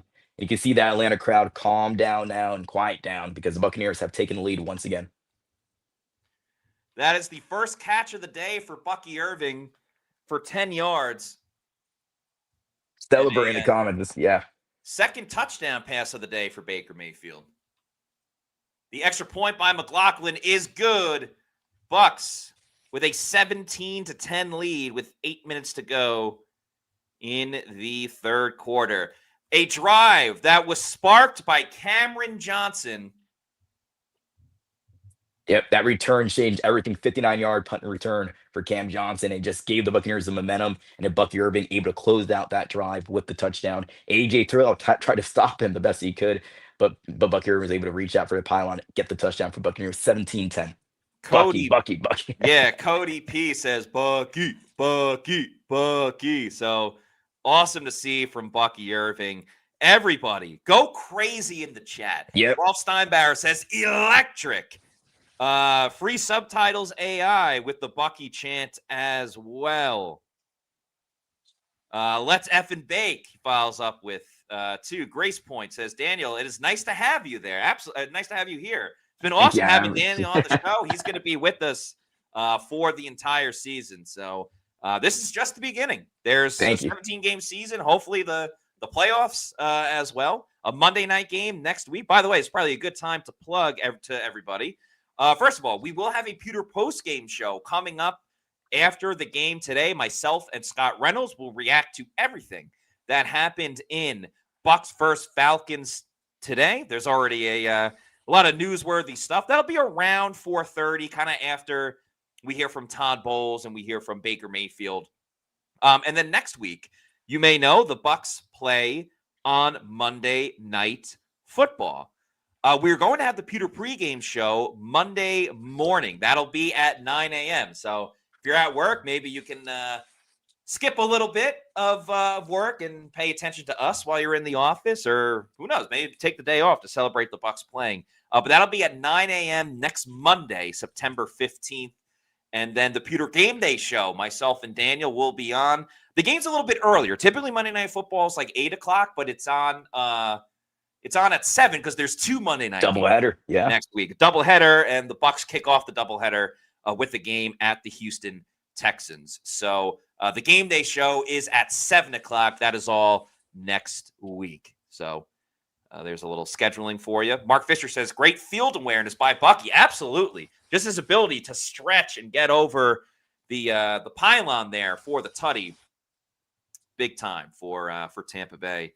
Stan Glasson says, Jags game still in delay. Crazy long delay. Yeah. Whoa, I'd be pissed right now if I was at that game. Callie Buck says, nice drive. AJ Constis says, Bucky freaking fracking Irving. There we go. We're all excited now. Matthew Almeida says, Nuck if you buck. Nuck if you buck. Daniel Gomez says, Matt, your commentary is better than TV. Thank you so much. I appreciate that. We're going to be rocking and rolling with this for the entirety of the season. So, yeah, for sure. Marcus Banks says, this with the makeshift offensive line and without stud wide receivers. Yeah, I mean, somewhat of a quiet pedestrian it's growing pains. It's really what it is. It's growing pains, but the Bucs are finding ways to figure it out, which is important. Yeah, there's Chris Godwin sitting next to Emeka Buka. There's been a great mentor also for Emeka Buka, who he's playing that Chris Godwin slot with real. And he said early in training camp, any question he has, Chris Godwin's been right there, been there to answer any question he has, whether it's about football or personal life. Great rush by Yaya. Bucs trying to get the pressure. Ball thrown over the middle. Oh, I had a feeling there was going to be an interception there. I had the feeling. Now Michael Penix is getting rattled. Yeah, overthrow. We haven't seen too much of Atlanta having to play behind with Michael Penix Jr. Because in the first half, the Bucs were only up by 3, and you only had like one more drive left. But as the game gets closer to the fourth quarter, you got to think that pressure is going to be on Michael Penix Jr. just a little bit more.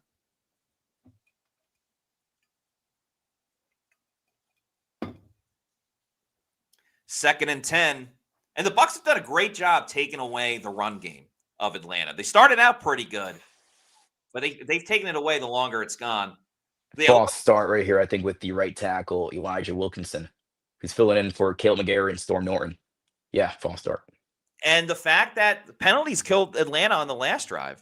Now they're Atlanta again right now. 2nd and 15 coming up. So far, Wilkinson, that's Michael Penix's blind side. He's been able to hold up his own. He's not a brand new undrafted free agent rookie. He has starting experience. He has 45 career starts, 20 at right tackle. He has, I believe, 17 at left guard, 7 at right guard. So 27 starts on that right side of the offensive line. He's been able to hold up so far for Michael Penix. And they've been giving him help too. Hassan Reddick has been double teamed. I've been watching a lot.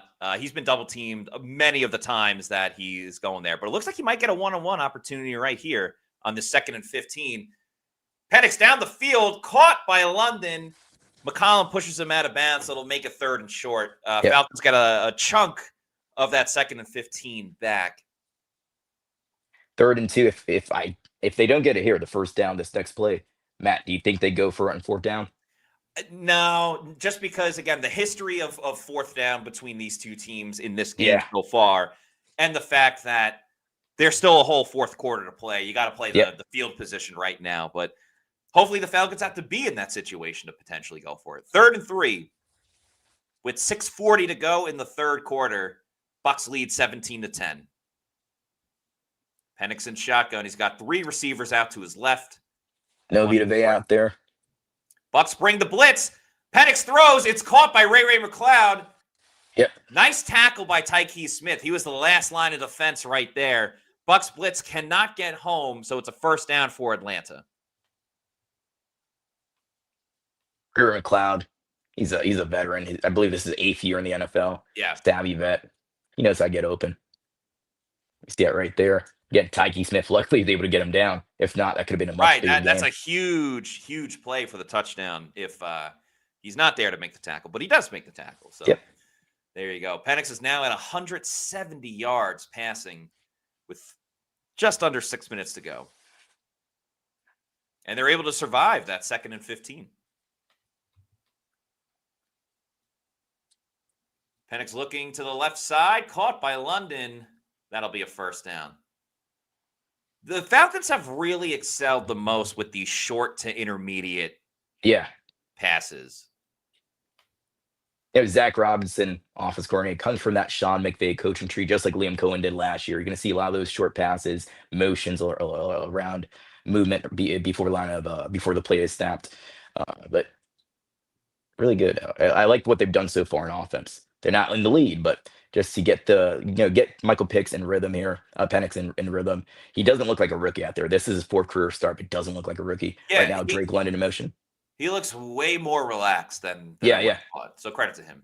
Yeah, like he's like a 5-year wanted a fall. Yeah, it looks like a false start. Kalijah Cansey immediately started pointing. Yep, false start. Falcons moving backwards.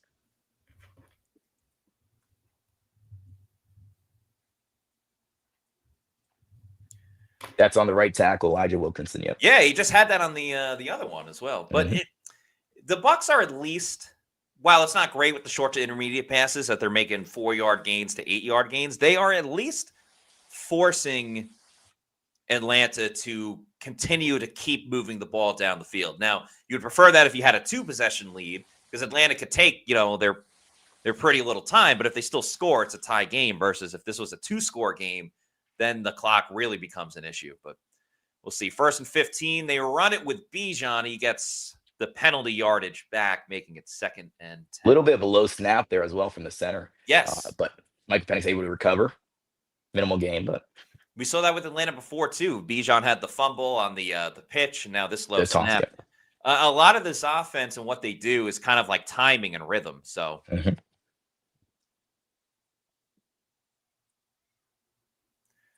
2nd and 11. Anthony Nelson in the game at outside linebacker. Vita Vea, Kalijah Cansey. Yep. Braswell. They throw a screen behind the line of scrimmage. Hold on. Someone else help. You had 2 players holding on for dear life. Everyone else was standing around until Levante David got in there. That's a hustle play. That's an effort play. But well done. Jacob Parrish in the mix and Zion. Yep. Excuse me, Tyke Smith and Zion. Zion and Tyke Smith. So putting on Kyle Pitts here. They got Levante David coming in to end it. All right, third and 10. Let's go. Can the Bucs get off the field? Who's going to bring the rush? Penix has time, throws it to Bijan. Uh-oh. Bijan's got plenty of room to roam. That's a first down for Atlanta, and they are in contention. They're going to be at the 13, 14-yard marker, but let's see. Really, he had a clean pocket there as well. Yeah. Kancey couldn't really get to him. Plenty of time to throw. Almost tipped by Vita. Notice no one else was open. Yeah. And then Bijan can just stroll down the field. One of the better drives of the day for Atlanta. Probably their best drive since the opening touchdown. Bijan, 5 receptions for 94 yards and a touchdown. Last year, same thing when Michael Penix was starting those final 3 games. He hits him. He has the second largest target share when Michael Penix is at the helm as QB1. Got a minimal gain here by Bijan Robinson. Second down. They'll make it 2nd and 5 as the Bucs try to hold Atlanta to a field goal. You got Deion Jones in the game. They got Deion in. They got both backup outside linebackers in. Yeah. Bit of an interesting setup, given some breathers to their defensive guys. Taking Servase Dennis out as well. Looks like you got Tyke. Tyke's blitzing. They have a lot of people at the line of scrimmage. Bucs do a good job of cleaning it up. Levante David in on the tackle. Let's see if the Bucs can finally get that third down stop that they have not gotten in this drive. Yeah, 3rd and 4. With Servase Dennis stepping out, Deion Jones stepping in. Servase Dennis has had a rough game. We can both admit that. Yeah, for sure. I wonder, is this a benching situation, at least in this game for the first game, or is he going to come back in later on, just need a breather? We'll see as the game continues. Yeah, I think it might just be a goal line type of situation because he was in on that dump off pass to Bijan on the last third down. But anyway, 3rd and 4, a minute to go in the third quarter. Bucs don't bring the blitz. Hassan Reddick is there, and that's a sack for Hassan Reddick. Cast the prop bet. Hassan Reddick to record a sack. That's why you signed this guy in free agency for third down plays like that. Cash it. Hassan Reddick to record a sack. It was at plus 300 at one point.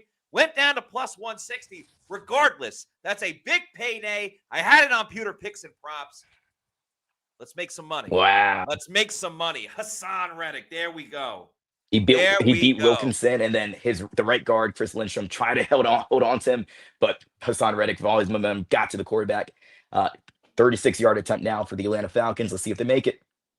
Kick is up, and it is off the post and in. It got in. Wow. 13-17 Bucs on top. Whew. By the way, big play by Hassan Reddick. Yep. Awesome play by Hassan Reddick.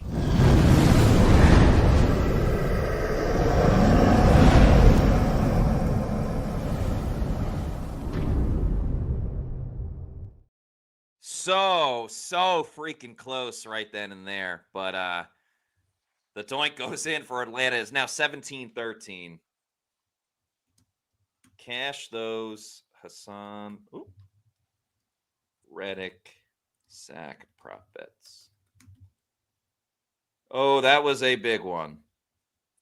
Man. And again, both of them could have had Yaya Diaby and Hassan Reddick could have had sacks today. But you had the Jamel Dean face mask that eliminated the Yaya Diaby sack. But at least Hassan Reddick can finish off this drive with a sack for the Buccaneers, 13-17.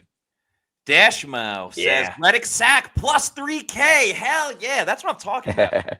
So earlier in the week, the Hassan Reddick prop bet to record a sack, it was over a half a sack, so just 2 record a sack essentially, was plus 300. That's insane of a payout for one. You're a starting outside linebacker or starting edge rusher on a team. And 2, knowing that he's going against a third-string offensive tackle. So that was big time. Twan Blow says, Reddick! HK45 says, we need another score big time. Yeah, for sure. This game's not over. I mean, we're getting close to the fourth quarter, and a touchdown would give Atlanta the lead. So Marcus Banks says, okay, go get that field goal back. Yeah, I think it's important The Bucs offense needs to keep their foot on the pedal. Now, remember, that last drive was very much sparked by the Cameron Johnson punt return. So we've seen, 2 drives for the Bucs offense in the second half. And first one, they got into field goal range, but it was missed. And the second one was the touchdown. That was predominantly just the special teams return. So need a full drive from the Bucs offense on this one. You want points, but if the Buccaneers can get a touchdown here, it's now a 2% possession game. It makes it a lot harder for Atlanta to come back with their young, inexperienced quarterback. Hopefully, maybe we get a big, kick return here to start off the Buccaneers drive. We'll see. I mean, at this point, I would love to see Cameron Johnson as the primary returner. Yeah. Like, Sean Tucker is fine, but Cameron Johnson has the opportunity to be something special. And he's going to stay on this team, too, with his return ability. He had a big 57-yard. Why? There we go. Oh, no, Sean Tucker. Why did he return that, too? Gonna be down about 20. He could have caught it. He could have let it land in the end zone. Jeez, that was a mistake. That good kick almost. Yep.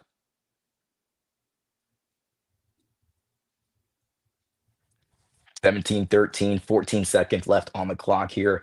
And again, the Buccaneers scored. It's a 2-possession game. I still don't like the fact that they only have 2 timeouts going into the fourth quarter almost here. Yeah, this will probably be the last play of the quarter, depending on what happens. Baker under center. Ground game has been a little stifled in this third quarter. Yeah. As Bucky begins. Minimal gain here. Luke Gettige tripped right underneath him, but quick 1-2 yard run. And that's going to be it for the third quarter. We're going to the fourth quarter. Put your fours up. Put your fours up, people. We're going to the fourth quarter. The Bucs have a lead, 17-13, and they have the ball with a chance to extend their lead and potentially give a knockout blow to Atlanta, try to make it a 2-possession game with a touchdown here.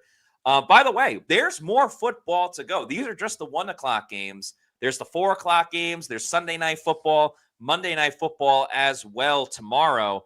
If you're not watching at home, if you're watching the Bucs right now, but you want to go and enjoy some more football after, I cannot recommend enough going over to walk-ons. There are 3 walk-ons in the Tampa Bay area, 1 over in Wesley Chapel, another in Lakeland, and a 3rd in Midtown Tampa, legitimately 10 minutes away from Raymond James Stadium. It's very, very close, and they have awesome happy hour deals throughout the week. Tons and tons of TV, so they'll have every single football game on.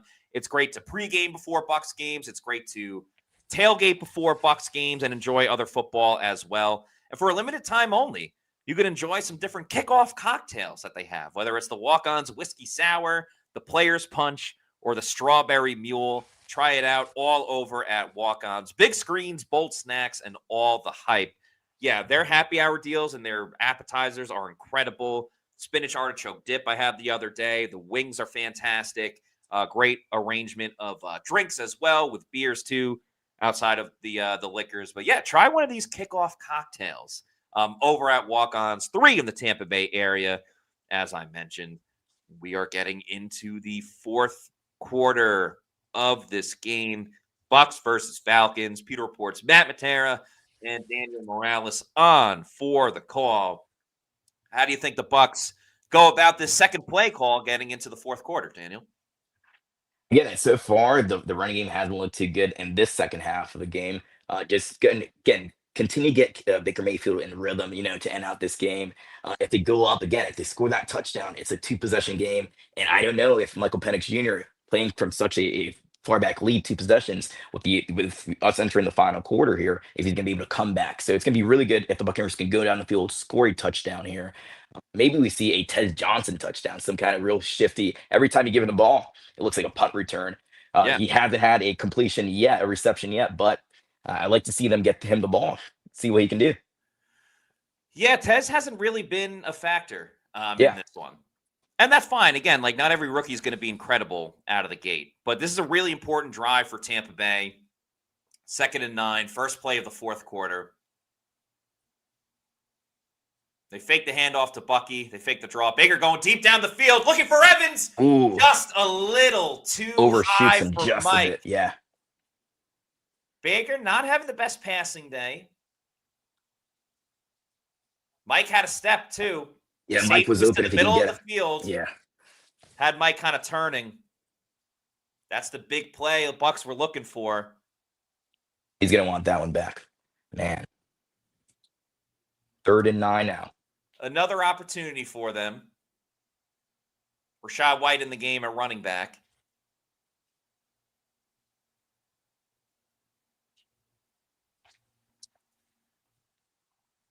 Let's see.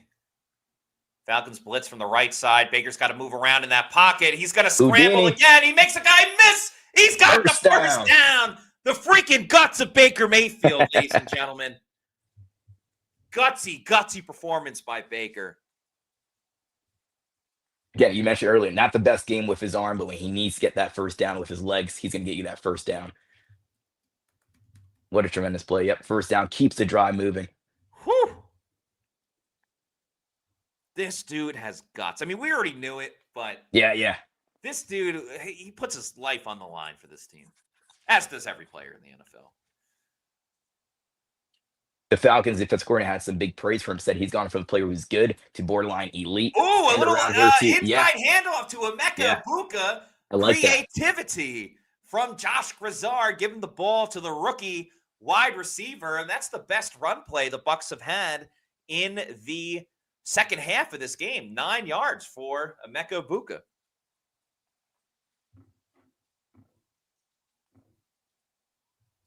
Let Josh Grizzard cook here. Yeah. Let's see what happens.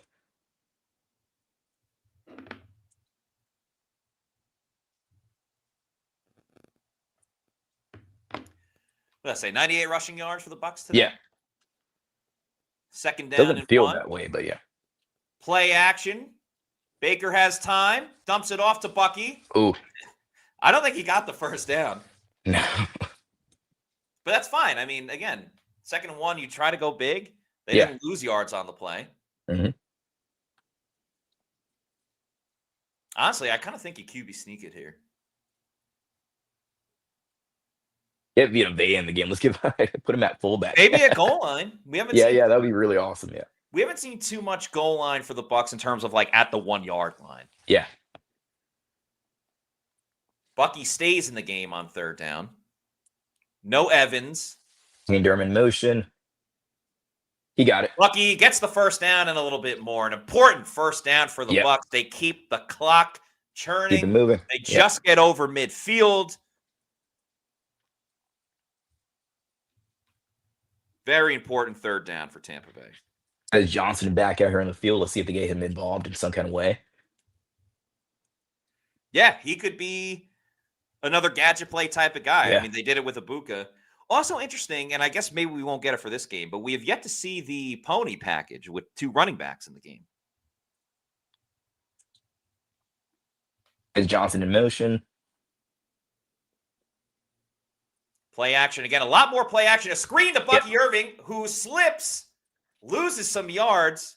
Yep, loss of 2. That is 3 catches for Bucky, though. So cash those Bucky Irving over 2.5 catches prop bet.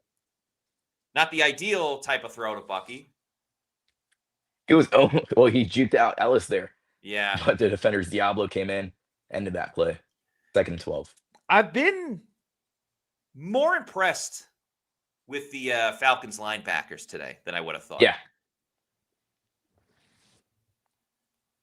Bucs a little bit behind the 8 ball here on 2nd and 12. Baker going shotgun. Bucky lines up to the outside with Cade Otton. Baker going deep down the field. He's got Otton. Never saw it.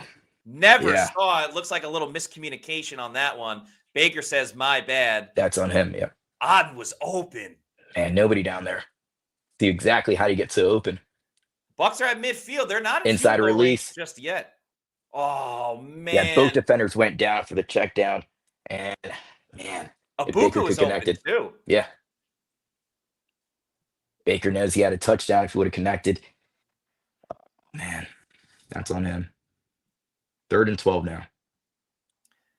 10 seconds to go on the play clock. Bucs got to hurry. They can't waste a timeout either.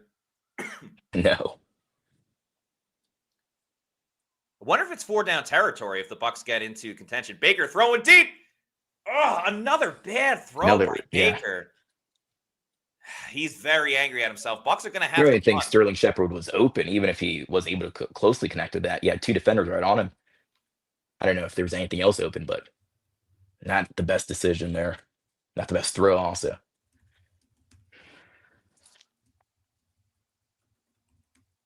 He's angry. Yep.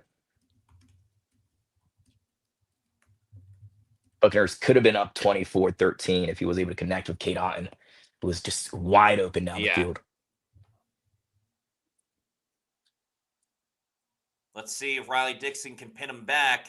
Gets him down about the 9. Inside the 10. Yeah. Little bit of a squandered missed opportunity for the Bucs on that drive. You had a wide open Cade Otton. Would have been reservations for 6. Chabo says, need those smelling salts for Baker. Buckin says, one of Baker's worst games in a Bucs uni.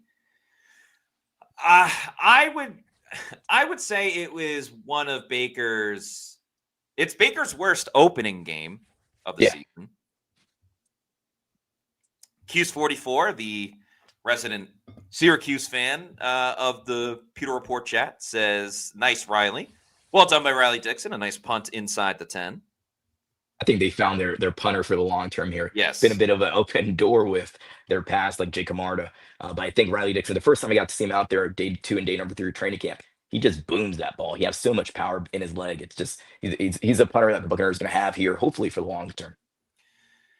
Edward Bandy says, why is Baker so off right now? I always thought it's weird not to play him at all in the preseason.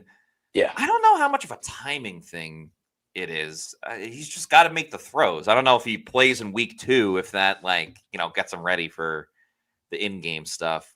Geist85 says, how do you miss such an easy walk-in touchdown? Well, it's clear miscommunication.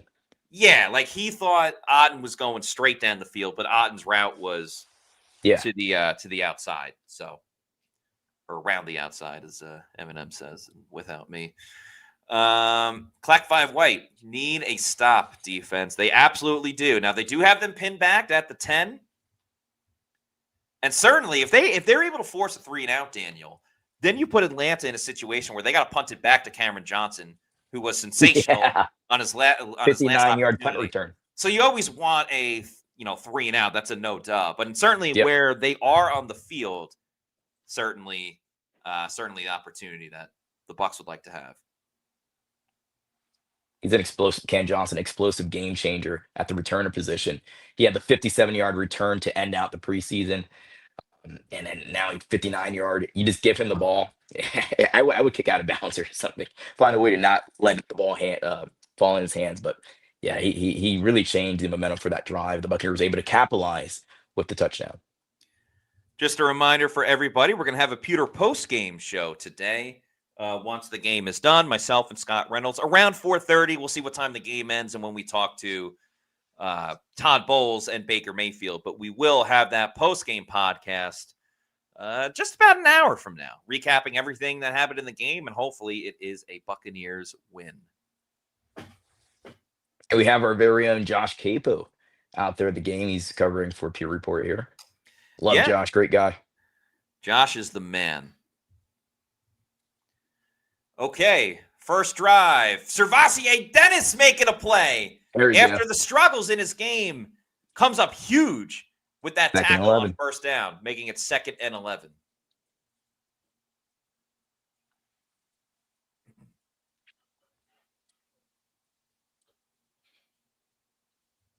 Recognize the early, beats the blocker, gets to the running back.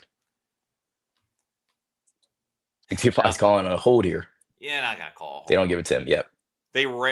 Occasionally you'll get a hold on the defense, but you don't see that too much on a running play. Okay, Bucs got him backed up, 2nd and 11. Interesting formation for Atlanta. Pitts goes from the left to the right side. Throws over the middle. Pitts makes the catch. Well done by the Bucs to clean it up. Not too much yardage. Maybe that 4-yard gain. Atlanta trying to rely on that yard after the catch, but not able to get it done.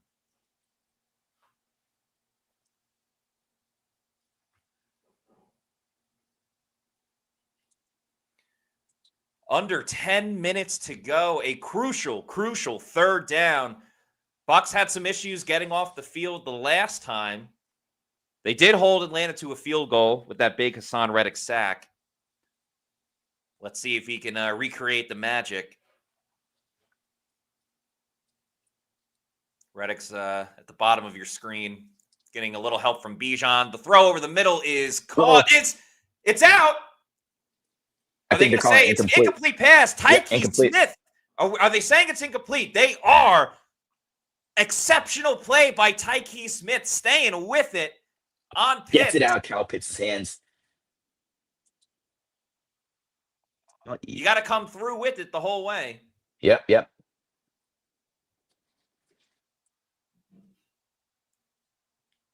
Ooh, that's close right there. But his knees might have been. It's what constitutes a catch. I know exactly.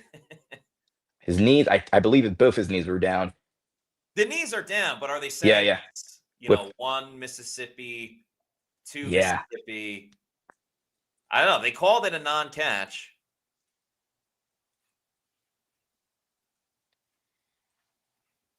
No matter what, really good play from Tyke. Well, Smith, Atlanta's challenging it, so. Yeah.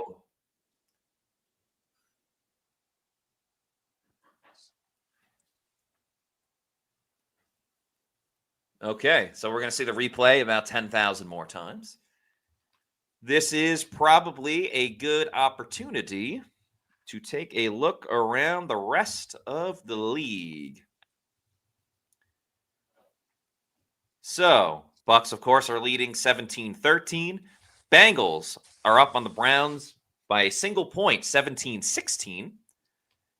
Dolphins actually scored, but it's 30-8. The Colts are mantling the Miami Dolphins. Raiders have a 17-10 lead over the Patriots in the fourth quarter.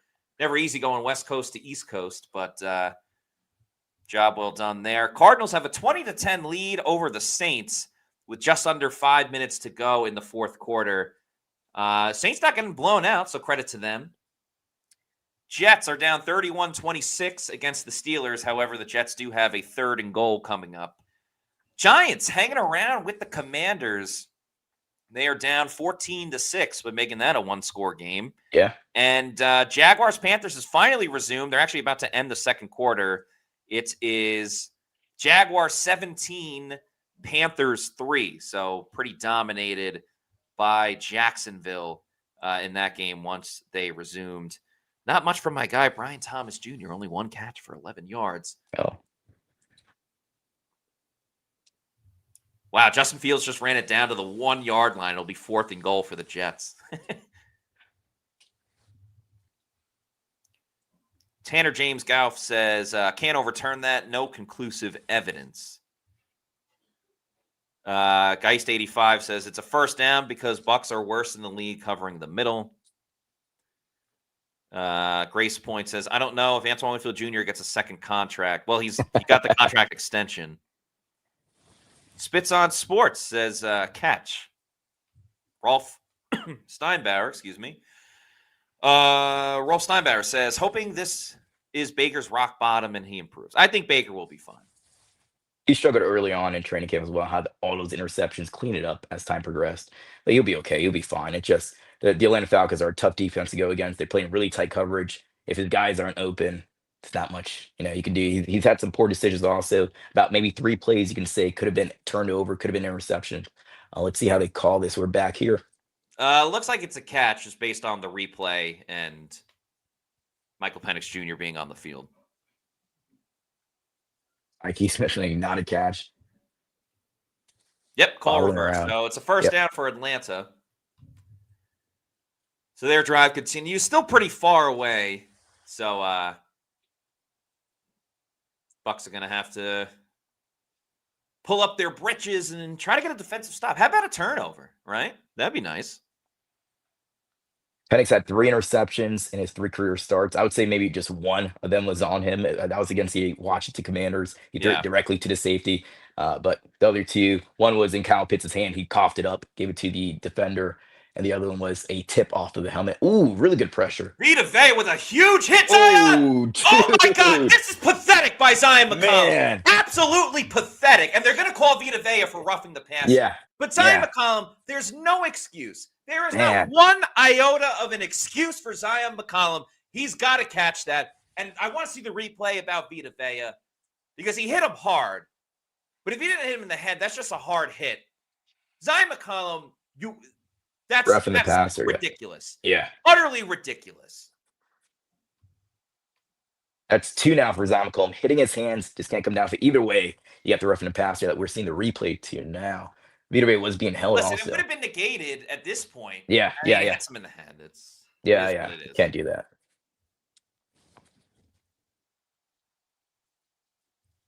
I don't like Falcons that now move call. 15 yards. Yeah. I mean, at this point, Zion McCollum is what it is. He can't catch the ball. He's Jamel Dean 2.0. That's what he is right now. Until he proves anything different. That's going to hold him back from getting those Pro Bowl accolades. And again, all it wouldn't have mattered because there's the penalty on Vita Vea as Tyler Algier scrambles. Going to get those opportunities, you have to come down to. Oh, Justin Fields going to take the lead for the Jets. Nice. A play action QB bootleg. That was nice.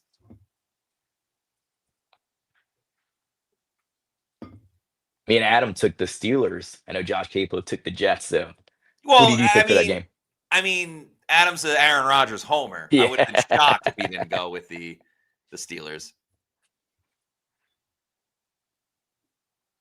All right, 2nd and 5, 8:20 to go.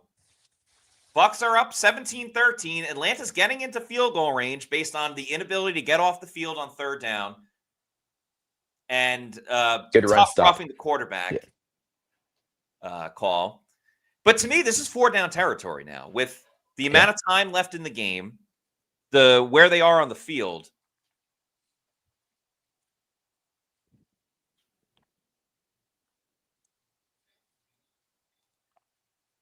Third and 3, 7:50. By the way, the Saints they got 2nd and goal with 3 minutes to go. They're down 20-10, so they're not out of it just yet.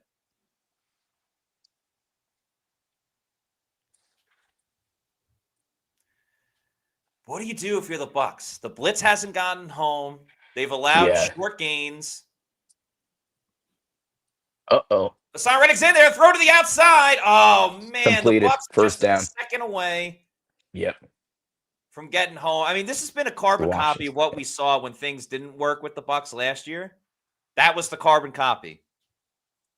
So close. Just can't finish. Can't get to the quarterback. Can't get the quarterback down. Hassan Reddick so close. Red was there for a second. Yeah. Dean a little off coverage.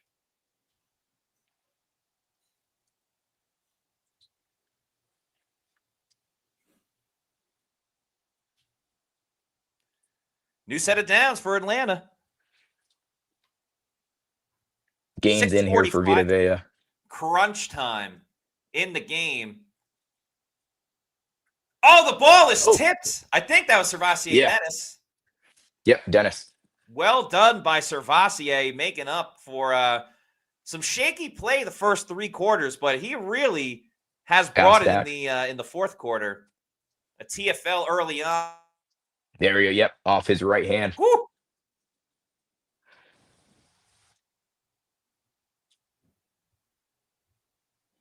Second and 10, 6:36 to go.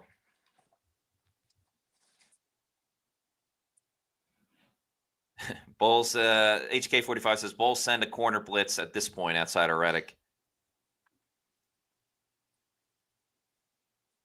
Penix has time.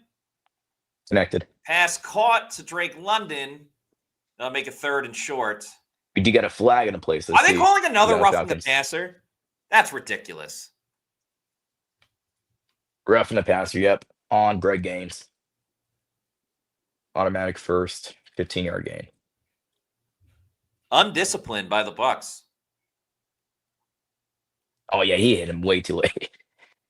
I think he had his head down, but he hit him you way know the too refs late. are going to err on the side of calling the penalty. Yeah.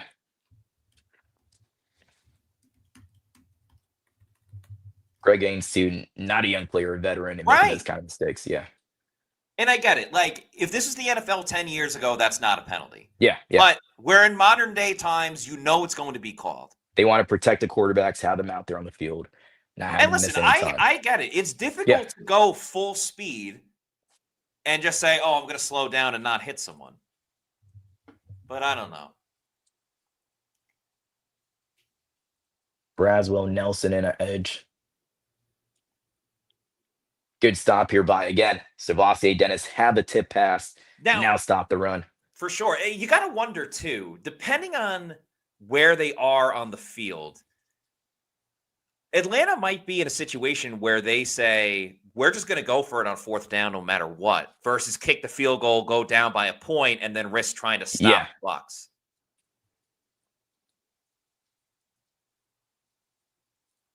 Or the Bucs first down, Kyle Pitts continue to let up plays as Devontae looks a little shaken up. Ooh, this is becoming nightmare fuel for the Bucs. Yeah, they're showing that Justin Fields play took the lead. Yeah, this is pretty sweet. And the Buccaneers see the New York Jets week 3. That's a home opener. That's going to be the white creamsicle game, the 76 game. So it's really nice. That it is. All right, 5 minutes to go. It's crunch time.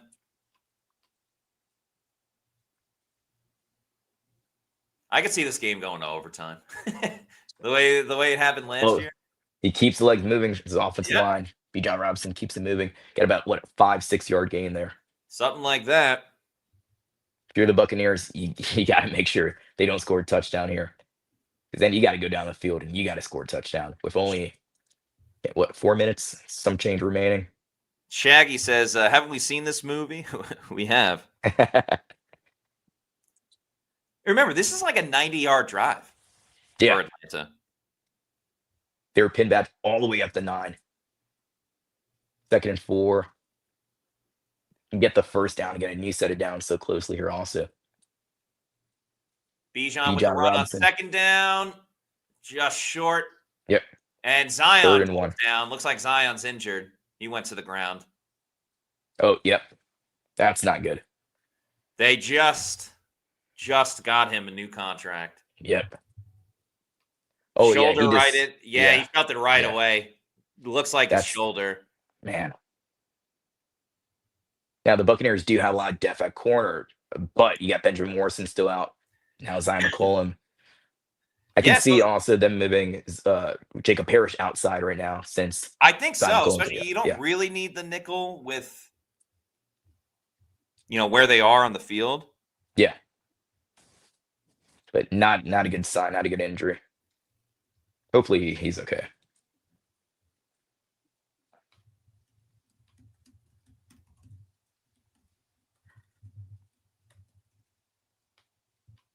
Jeff B, I see here in the chat. Zion, wow. Nicole, wow, Zion got money and became Jamel Dean. You've been saying that. Rux's review says, look, the defense is a little better, but the offense has taken a step back.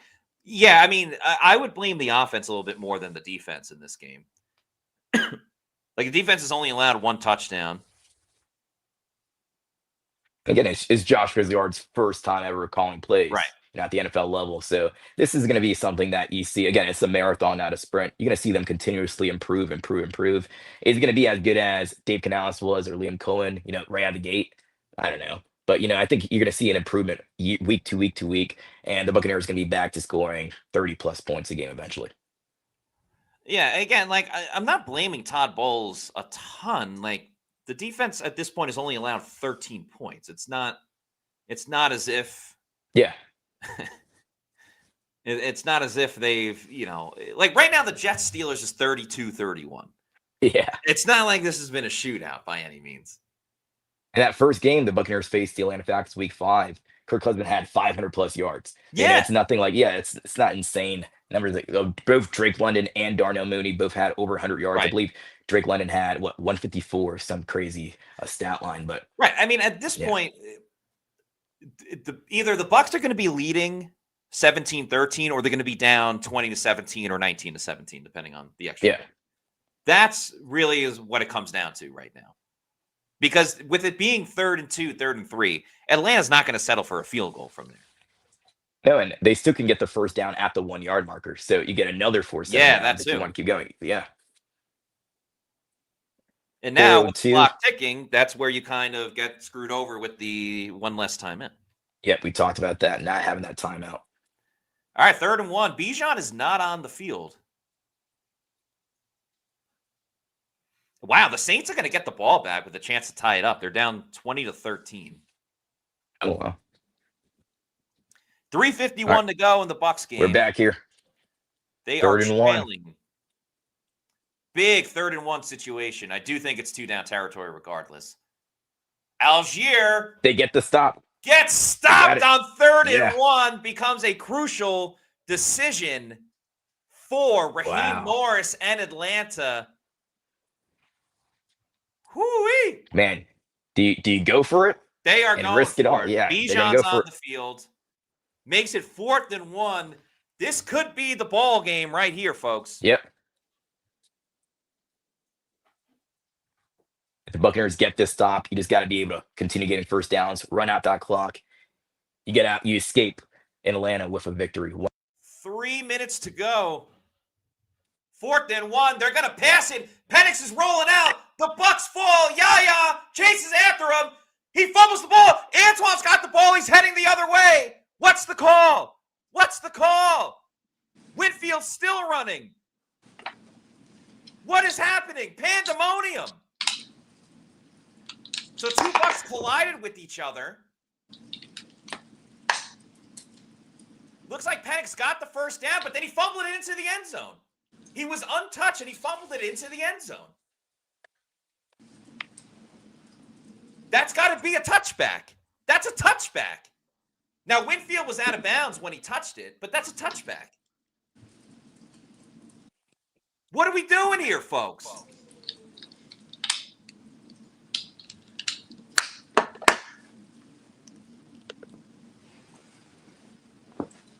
It's a booth review.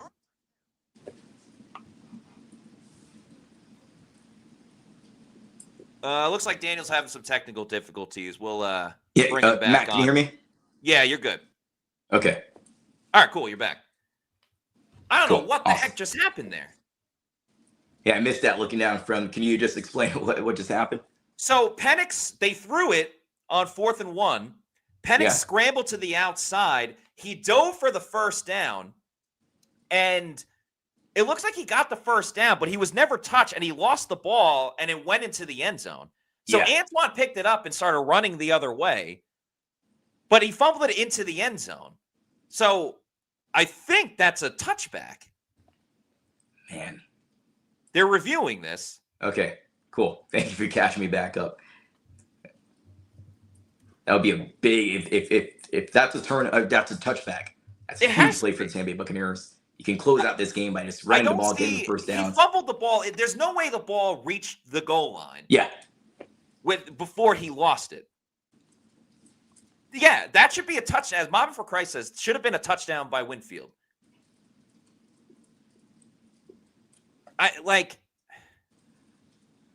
Penix was down, but he never was touched. So the ball coming loose, it's a live ball. Man. Yeah, Winfield was out of bounds. It should be a touchback because Winfield was out of bounds when he touched it. Or he had 1 foot out of bounds.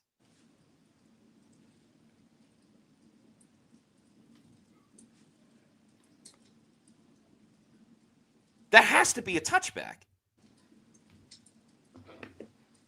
There's in no world did it. Oh, man.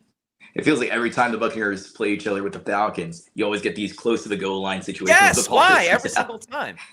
Last year was Antoine Winfield Jr. ripping it out of Kyle Pitts, but they counted it still as a touchdown. Yeah. Let's see here. They're saying he's Michael down? Penfield rolled down short. but the play is under review. Right. He's down, but then he loses the ball. He was untouched. Man. What are they saying, folks?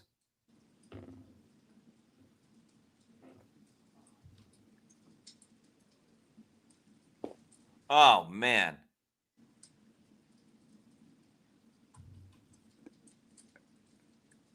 This is going to be a while, isn't it? I believe they believe that they're going to rule it down at the first down marker because his shoulder was down. But he went unless, I guess if Servasier touched him, then I guess so. Yeah, that's a tough break for the Bucs. Man.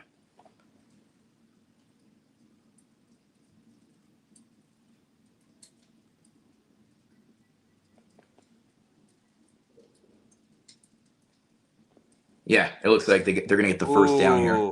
And again, fumble. The Bucs they keep shooting themselves in the foot because they had Michael Penix dead to rights, and two guys collided with each other. All right, so Atlanta's going to take the lead. I mean, there's no way the Bucs stopped them 4 times. Yeah, the 1 yard marker too. Yeah, they get 4 attempts here. It's probably going to be 2017. Hopefully the Buccaneers, again, you lost that timeout, but I don't think it's going to matter here. The Buccaneers are going to get the ball back if they score here, if the Falcons do, with a little bit more than 2 minutes on the clock, or just a little bit under. And a lot of this plays into, I mean, there's a lot that plays in. Chase McLaughlin missed a field goal. Yeah. You had 30 yards in penalties. They were roughing the passer penalties as well. Yeah. Two big ones. All right, 1st and goal, 17-13, 2:54 on the game clock. Now, listen, the Bucs are still going to get plenty of time to take the lead or tie the game up. And if you're Atlanta, you should be running it to kill as much clock as you can. They go to Bijan to the outside. All right. No luck. All right. A loss of yards. Sabasi, Dennis Amakola, both there to get him behind the one. So maybe a loss of 3 possibly here. Yeah. All right. That changes it a little bit. Wow. The Saints are coming close to tying this game up with 1:30 to go in their game. But obviously, everyone's more concerned about the Bucs at the moment. The clock did stop as well. I don't know who. I guess the Bucs called a timeout. Buccaneers call timeout. 1 timeout remaining here. Right. I don't love this timeout. Yeah, me neither. You get the free timeout with the 2-minute warning. You do. Oh, yeah, I let it keep going a bit. I guess their rationale is, again, you got to have as much time as possible. Oh, man. Now, the 3-yard stop is big for the Bucs. 2:32 to go. We are in crunch time, folks. Dice 85 says, wow, that one timeout left will cost us the game, probably. That's very true. I believe this is a 180th career start. Just been a long time protector on that left side. All right, let's go second and goal. Looks like Penix is in shotgun. Can we get a wider view? Thank you. You don't need to look at the eyeballs of Bijan when they're 4 yards away from the goal line.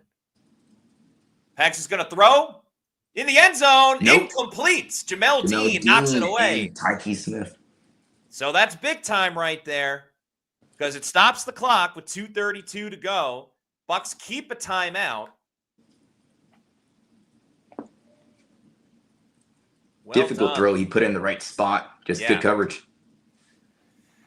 I don't know. If I'm Atlanta, I think I run it here on 3rd down. Bucs have been a little leaky. I know they got that.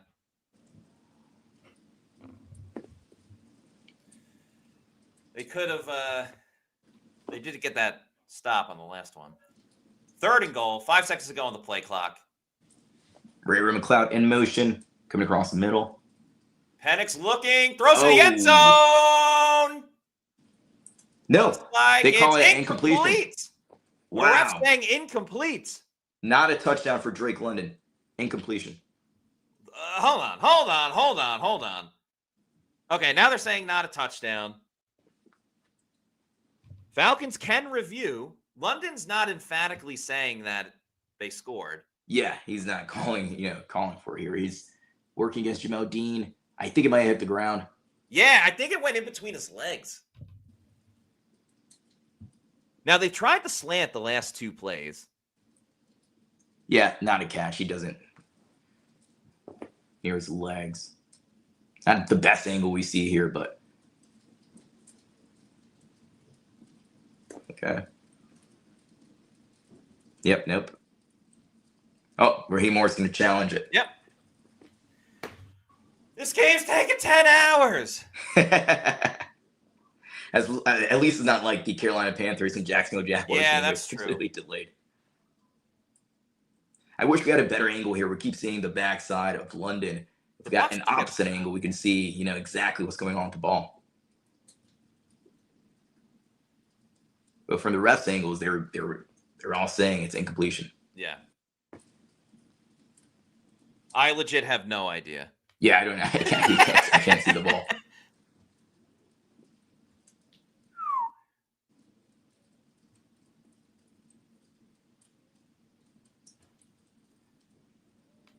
Again, London's not typically if like the score is made, they'll be on the sideline being like, "I called." Yeah. You'd be calling for it. You'd be telling. They're not doing that at all. So he's just walking around like nothing happened. And again, it's the same angle we get. We don't get to see the opposite angle to see did he come down with the ball correctly. The Bucs do have the Bucs have the benefit of that. It was on the field called an incompletion. Yeah, the way it was ruled. Yeah. Oh my God, the Saints just tied the game. Oh no, never mind. The Saints almost tied the game up. The ball was incomplete in the end zone.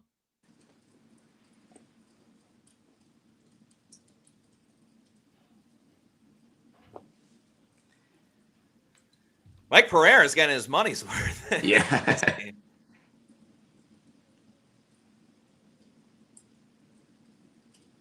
He thinks it's the right thing to rule an incompletion. He doesn't see anything from the shots that we have. Yeah, you really can't see much from the angle that we're given to see. Did he actually come down with the ball? They ruled it in the Buccaneers' favor. That was incompletion.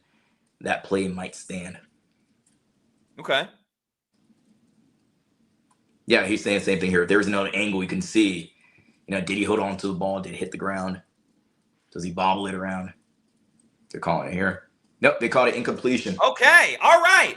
Yeah. 4th down, people. The game is on the line. Another crucial 4th down moment. The biggest play of the game. Made by Jamel Dean. 4th and goal coming up. 2:28 to go. The Bucs lead 17-13. So it's either going to be 20-17 Atlanta, or the Bucs will keep that 17-13 lead. Atlanta has 2 timeouts left. Bucs have 1 more timeout.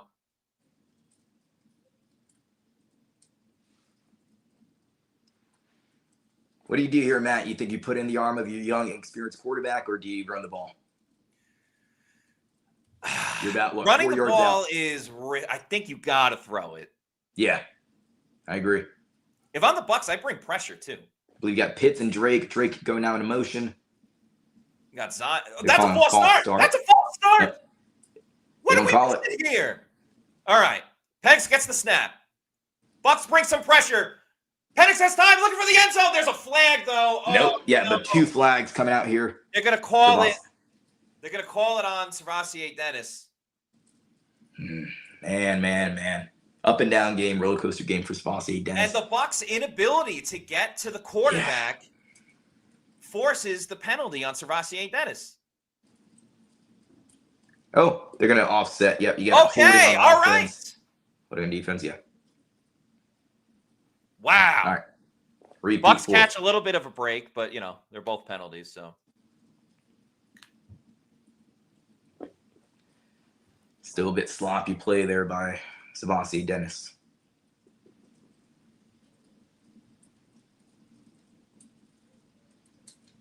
Yeah, looks like it was 49 Reddick was Hassan right in Reddick. there. All right. I didn't see much with the DPI there with Savante. Neither I did don't know I. exactly what they called.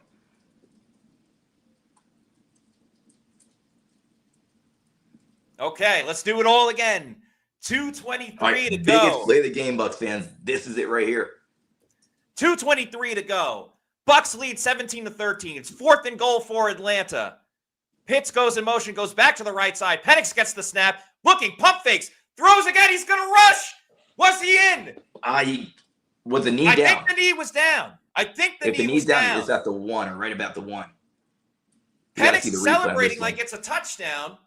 They're saying it's a touchdown, but this is going to get reviewed. Penix outstretched as much as he could. Kalijah Cansey was on it, and he got it. He's in. Yeah, he's in. Oh, my goodness. Penix is in for the touchdown. Falcons take the lead 19-17. All right. Likely going to be 2017.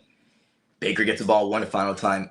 You talked about it. You thought it was going to go to overtime. We get the possibility now. If the Buccaneers go down the field and score a field goal, we enter overtime. We've been waiting for football since January. We might get a little bit extra Buccaneers football. We are. Great play by Mike Penix Jr. I think, again, I talked about this before. He has kind of elite upside. You like what you see out of him. It's just, you don't want to see against the Tampa Bay Buccaneers. I'm sure Bucs fans don't want to see that, but he's a young, promising player. I really like him. The film I've seen on him. His ability to stay up and outstretch himself with the football was incredible. I thought he was legit down at the 1, but and there was a false start too. Yeah, there was a false start before that play. All right. Young Hoku here. He's going to miss it. He's going to make it. He had some struggles last year when the Buccaneers faced the Falcons in that first game in Atlanta. Kick is good. He's good. All right. 17-20. 2:17 left on the clock. You get a free timeout with the 2-minute warning. You still got a timeout in your pocket.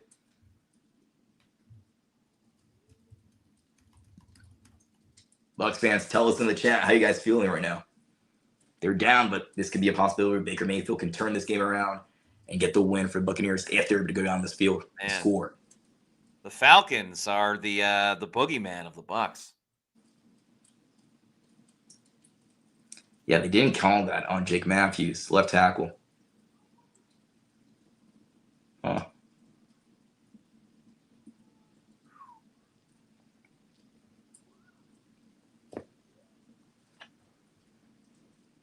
Oh, man. Yep. Hell of a fourth quarter. Really good fourth quarter. Really hope good game. This is how you want to start off the season. I know it's a very tough matchup. You like this. You like real gritty football.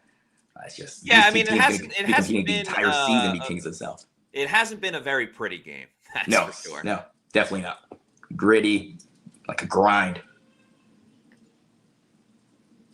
Okay, here's the kickoff now for the Bucs, and Sean Tucker is going to take it out. Oh, Sean Tucker was a really good. Whoa, Sean Tucker just evades the tackle by Younghoe Koo. Pretty good return for Tucker. Bucs will have it at the 40 with about 2:10 to go. That's really good field position.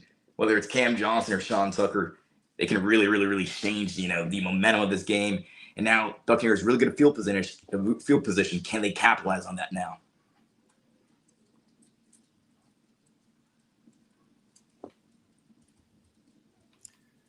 So Bucs will have pretty much one play, depending on what they decide to do. But they'll have one play, and then it'll be the 2-minute warning.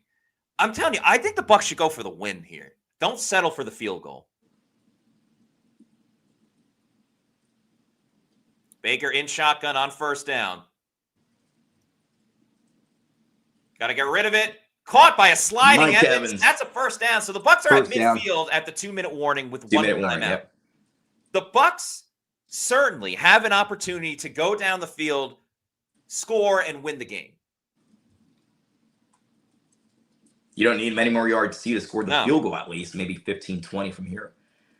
Just a reminder again for people, as we are at the 2-minute warning, there will be a Pewter post-game show coming up after where we will recap everything from this game. Maybe it's a Bucs win. Maybe it's a Bucs loss. We don't know. We still got 2 minutes to decide that. But we're going to learn a lot about this team once this game is over. Myself and Scott Reynolds will be on the Pewter Post-Game Show. We said around 4:30. It's probably not going to be 4:30 now, depending on when we talk to Coach Bowles and everything like that. But yeah, we got that coming up, by the way. Also, we have Pewter pregame next Monday for the Monday night game between the Bucs and the Texans. That'll be Monday at 9 a.m. And then the Pewter Game Day, myself and Daniel will be back on Monday night at 7 o'clock for Bucs Texans in prime time. So hopefully the Bucs will be starting off with a 1-0 record, but we'll see. It's the 2-minute warning. Bucs are down 20-17, but there's 2 minutes to go. And the Bucs are at midfield, so they're close to field goal range. But again, McLaughlin's one of the most reliable, trustworthy kickers in the league. But he did miss one earlier. And we saw what happened. I know it's a new overtime rule this year, and each team gets the football. But you'd rather go for the win. Have that killer instinct that Todd Bowles has spoken about. That would be really risky. You know, if you don't make it, you know, you're going to get all the backlash, all the heat. But, you know, if they're in a position where they could go for that shot. No, certainly. Like, be smart about it. Get down the field. Falcons have some timeouts, too. Yeah. So get down the field and see what you can do. I believe they still have 2 timeouts. Buccaneers down to 1 here. Man, football's back. This is a low-scoring game, a gritty game like we talked about, but it's still an exciting game. Oh, no doubt about it. Yeah, just love the fact that football is back, especially Buccaneers football is back. Let's see how far they go into January, maybe February. Jets-Steelers is really the only other game that's been the most exciting, out of all of these.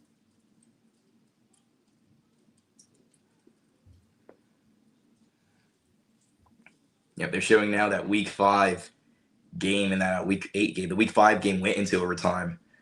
Kirk Cousins was able to close it out. It's always close between the Bucs and the Falcons. Yeah.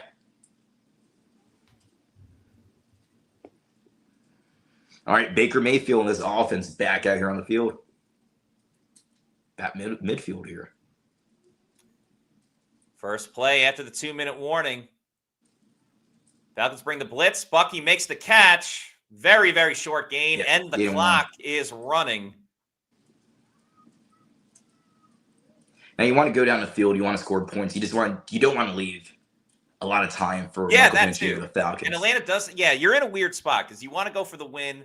You also need to tie the game up, and you need more yards to get it. But the Falcons do have 2 timeouts. Baker steps up in the pocket. You got to get rid of it, Bake. And he does. He was able to save the day there. Woo! Oh, man. There was a receiver in the area, so I don't think that could be grounding. Yeah, 39. I think you have to be in 4-down territory here if they don't make this first down. But he was lucky. He's like Houdini. He got whacked in the head, too. Get out. Where's the roughing the passer call there? Oh, yeah. He hits him right in the side of the head. They've been calling roughing the passer left and right. 2 on Michael Penix, none on Baker Mayfield here. That's absurd. All right. Changing up what he sees here. You hurry up. You got 3 seconds. Snap. They just get the playoff. Falcons bring the blitz. Baker throws over the middle. It's caught by Sterling Shepard. He's tackled, but it's for a first down. Up tempo. Tick, tick, tick, tick, tick, tick, tick, tick, tick, tick, tick, tick, tick. 1:20 to go. Bucs get the first down. Very crucial. Atlanta's bringing the pressure, and they are on the cusp of field goal range. They aren't there just yet. Baker pump fakes. He's going to roll out to his left. Baker throws it away. Bucs are pointing at something. Maybe a roughing the passer? Yeah. A late hit. Bucs finally get a break with the penalty. You were calling for it. I think they got it here. Maybe a little bit of a makeup call. Baker gets rid of it. I don't see much there.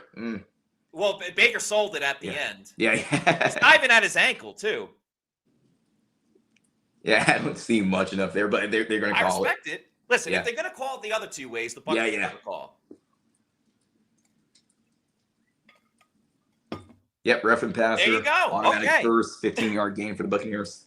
Now you're in field goal range. So now you want to kill their instinct. Now you want to score. They're in the driver's range to potentially score a touchdown too. Really poor stat line here by Baker Mayfield. 15 for 30, 132 yards. Yeah, Did sure. get the 2 touchdowns, but not what do you expect out of Baker Mayfield. Listen, the Bucs are at the 25 with 1:04 to go. Baker's got to be smart, though. Yeah. I don't want to say it out loud, but there's been 3 of those passes. Not great throws today. You got to be smart, but be aggressive. Yeah. 1:04. Bucs have the 25 with a chance to take the lead. They are down 20-17. Baker throwing down the field for the end zone. Touchdown, Tampa Bay. Emeka Bucca, the rookie sensation, gives the Bucs the lead with 59 seconds to go. Are you kidding me? Are you kidding me? Got a luxury pick. What an NFL debut for the first-round pick from Ohio State. The Bucs lead 23-20 with a minute to go. Holy smokes. The guts of Baker Mayfield to throw it down the field. The rookie phenom. A game for the ages. You said it, Matt. You want to be smart but aggressive, and he was smart and aggressive right there. Are you kidding me? Reception touchdown. Wow. And the ever-important extra point. Oh, this was missed. If he had to go out there and make that field goal to potentially tie the game, he might have missed it. I don't know what's going on with Chase today. He's normally money. He's normally really accurate. First of all, I got to play the touchdown.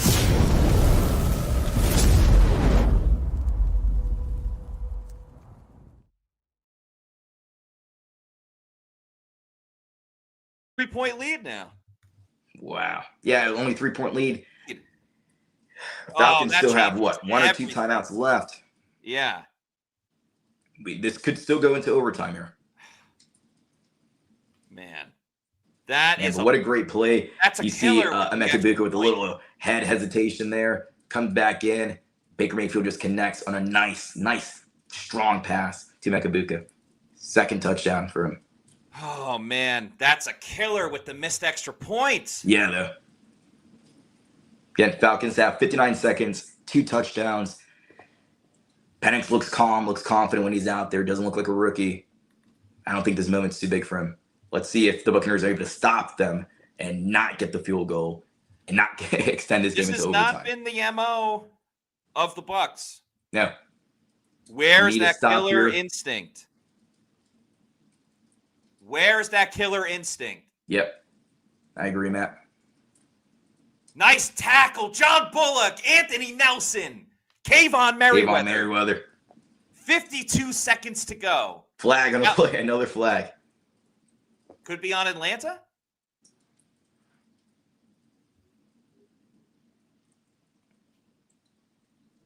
Yep, on Atlanta. Illegal block in the back. That's huge, too. Pushes them back a little bit more. 52 seconds for Michael Penix. Again, 2 touchdowns.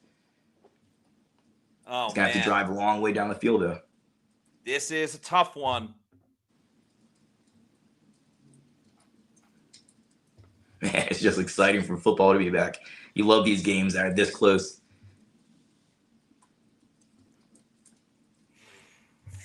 52 seconds. The Bucs are leading. But Falcons could tie it up. The 2 timeouts is certainly an issue. 3 touchdowns on the day for Baker Mayfield. Yep.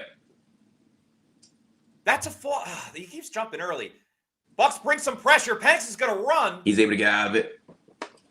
44 seconds, 43. Clock keeps ticking. I don't know if they're... Yeah, it looks like Atlanta calls their first timeout. That's good for the Bucs. Poor gap containment by Tampa Bay. You had pressure, but he was able to escape that, get the first down, slide, not get hit. Smart young player. Man, Chase McCloud, all you got to do is hit the field goal. Then you're in great shape. Yeah, then it forces Atlanta to go have to score a touchdown out of field goal. But, man, those 2 kicks that he missed today, you hope it's not something that's going to continue a new trend for Chase McLaughlin. He's been extremely accurate. Just hope that doesn't continue heading to week 2 against the Houston Texans. Monday Night Football. Whew. All right. Atlanta's down to 1 more timeout. They're at the 25, so still got a ways to go to get into field goal range. You want to force them to use another timeout.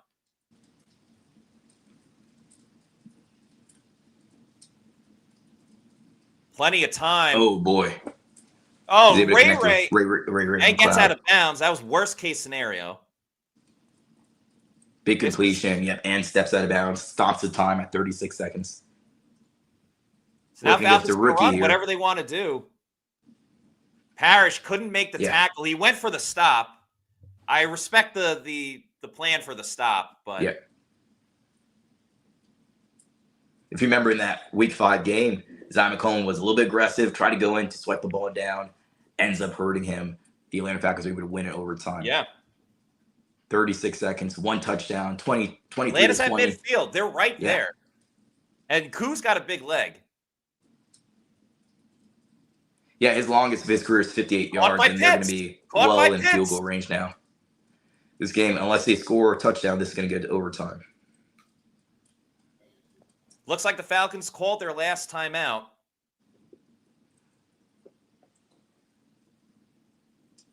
Now, if no timeouts, if you're able to sack Michael Penix Jr., you back them up a little bit more. Koo's getting ready here. You back them up a little bit more. Right. You just make it a little bit harder to kick. We've seen a couple TFLs for the Bucs. Yeah. In this game. Now, obviously, they're not going to run it, but if there's a way to back them up just a little bit, and again, being indoors certainly helps. Don't have to deal with a wind factor. And today's game, kickers can kick from like 60 yards. Yeah. The rookie out of Jacksonville had a big 70-yard kick. Yeah. Really incredible in preseason. All right, from this point, they're saying it will be a 54-yard attempt. His career high is 58. So it's within his range. It's tough for Tampa Bay. Still got a chance at a turnover. But Atlanta's Hassan Reddick up the middle, not able to get to quarterback. Bijan Robinson down inside. He didn't go outside. No, he didn't. That was a bad mistake by him. Yeah, 13, 12, 11. They're going to be able to snap it. Yeah, they're going to have plenty of time to snap. Yeah. Wow. Do you kick it now or do you run one more play? I think you kick it now. Yeah. Just completely terrible mismanagement by the Bucs. Yeah. All right. Unless we got a big return by Cam Johnson or Sean Tucker, I think it's going to go overtime. Man. Just miscue after miscue. Yeah. But again, if Chase makes that extra point. Right. Or the field goal. We're not having or the field goal, yeah.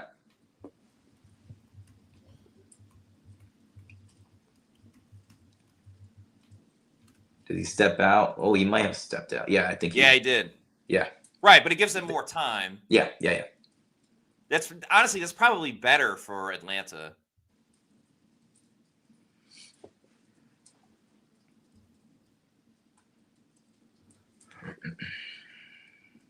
So it does make it second down, but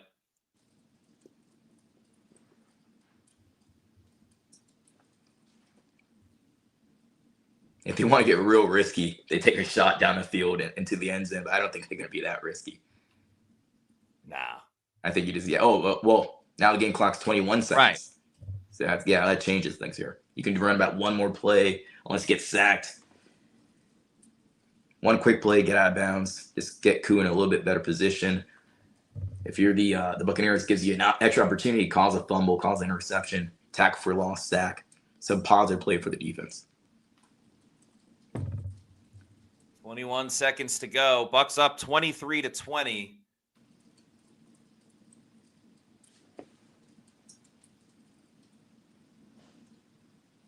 seconds. I mean, Atlanta could get into a situation where they're playing for the win. Yaya gets close, but again, receivers wide open. Pitts gets out of bounds. 16 seconds to go. This is going to be a Pitts gets the first down. They're going to be around the 25, 24. This is going to be a chip shot for Younghoe Koo. I mean, this is just pathetic all the way around. You have the game won with an extra point by Chase McLaughlin. He goes doink off the goalpost. You have the Falcons back at the 15, and you let a play after play after play. It's the same thing we saw from Todd Bowles last year.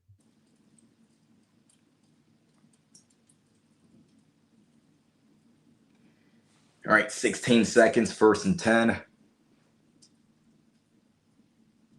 If I'm Atlanta, I take a shot at the end zone. Why not? Oh, and that's what they're going to do. They're going for the end zone. Oh, my God. Great Antoine play by Winfield Antoine Jr. Winfield Jr. has been quiet all day. But with an incredible play. Wow. Even he's smirking like that could have been the game right there. I know he's gotten a lot of hates in the comments today because he's been invisible. Oh, my goodness. He comes up really big right there because it would have been a touchdown. Look at him. Mr. Hustle, Mr. Effort is what I call him. Wow. Did Jamel Dean slip? I don't know why he was on the goal. I guess Bijan was in there too. All right. So Austin Severi and Jenkins. This is probably the last play. Yeah. Just given that there's 11 seconds. Now, if they throw it again and Michael Penix gets stacked, that's it for them. Yeah. Right. So you got to be ready for that. Go for the end zone. Is there a flag? No. No. Okay. You always look around. Honestly, if he was able to turn his head, that had the chance of a touchdown. Levante wasn't looking. And that was right there. Yeah, I think if you would just extended his arms out a bit, that would have been a touchdown for Atlanta. Luckily for Bucs fans, not a touchdown for Atlanta. Right. All right. Field goal now. Let's see if Koo makes it. He struggled, a few times kicking last year when the Buccaneers were in Atlanta. Bucs need some kicking luck. It's going to be a 44-yard attempt for Younghoe Koo. Not a chip shot, but certainly well within range, and Todd Bowles is going to call it. Yep, they try to ice him. I think he missed that one, right? I think he missed it on purpose. Okay. Todd's man. Yeah, this is the big play right here. That chase miss, man. Again, you just hope it's not a trend that continues into week 2, week 3. Because a lot of this game is mental, and when you start getting into your head, exactly, it's not good, especially for a kicker.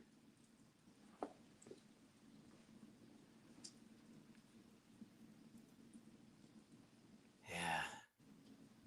We'll see. Crazy things have happened before. Yeah. Remember, if it goes to overtime, both teams do get the ball. Yeah, you're right. That was an issue for the Bucs last year. They kept losing the coin toss. All right, 6 seconds to go. Bucs lead 23-20. Koo lines up for the kick. He missed. It is up, and it's no good. It's no good. Koo misses it wide right, and the Bucs are going to win the game. Wow. The Bucs are going to win the game 23-20. Made the 40, made the 27, missed the 44. Koo misses, and the Bucs win. Wow. Holy smokes. Celebrate in the chat, guys. Make sure you subscribe. Kicker chaos. Kicker chaos at the end. And Tampa Bay's going to win it. 2 seconds to go. Whoa. Baker Mayfield will take a knee. Todd Bowles looks on, puts his hands in the air, waves them like he doesn't care. Wow. Oh, 1-0 start my goodness. for the Tampa Bay Buccaneers. The Bucs are 1-0 to start the season. 1-0 before they play on Monday night. Wow. He takes the knee. It's over. Buccaneers win the game. 1-0. Folks. Todd Bowles continues his streak of winning on the kickoff game. Let's play the video. 1.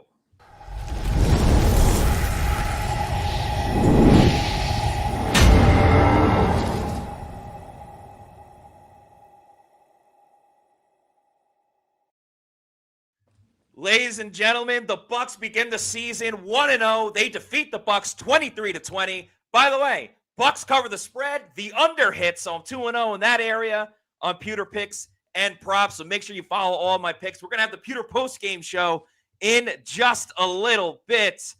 Everybody go wild in the chats. Wow. Man, what incredible game. A fantastic job. A couple other super chats to get to. Appreciate everybody for joining us on today's show. This was a lot of fun. If you're not already doing so, please make sure you follow us on all of our social media on X, Facebook, and Instagram. We are at Pewter Report, and our YouTube channel is Pewter Report TV. Please like and subscribe.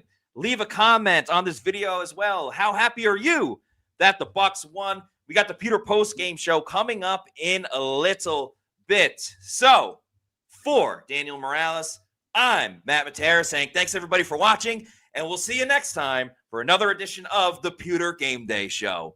Out. Out.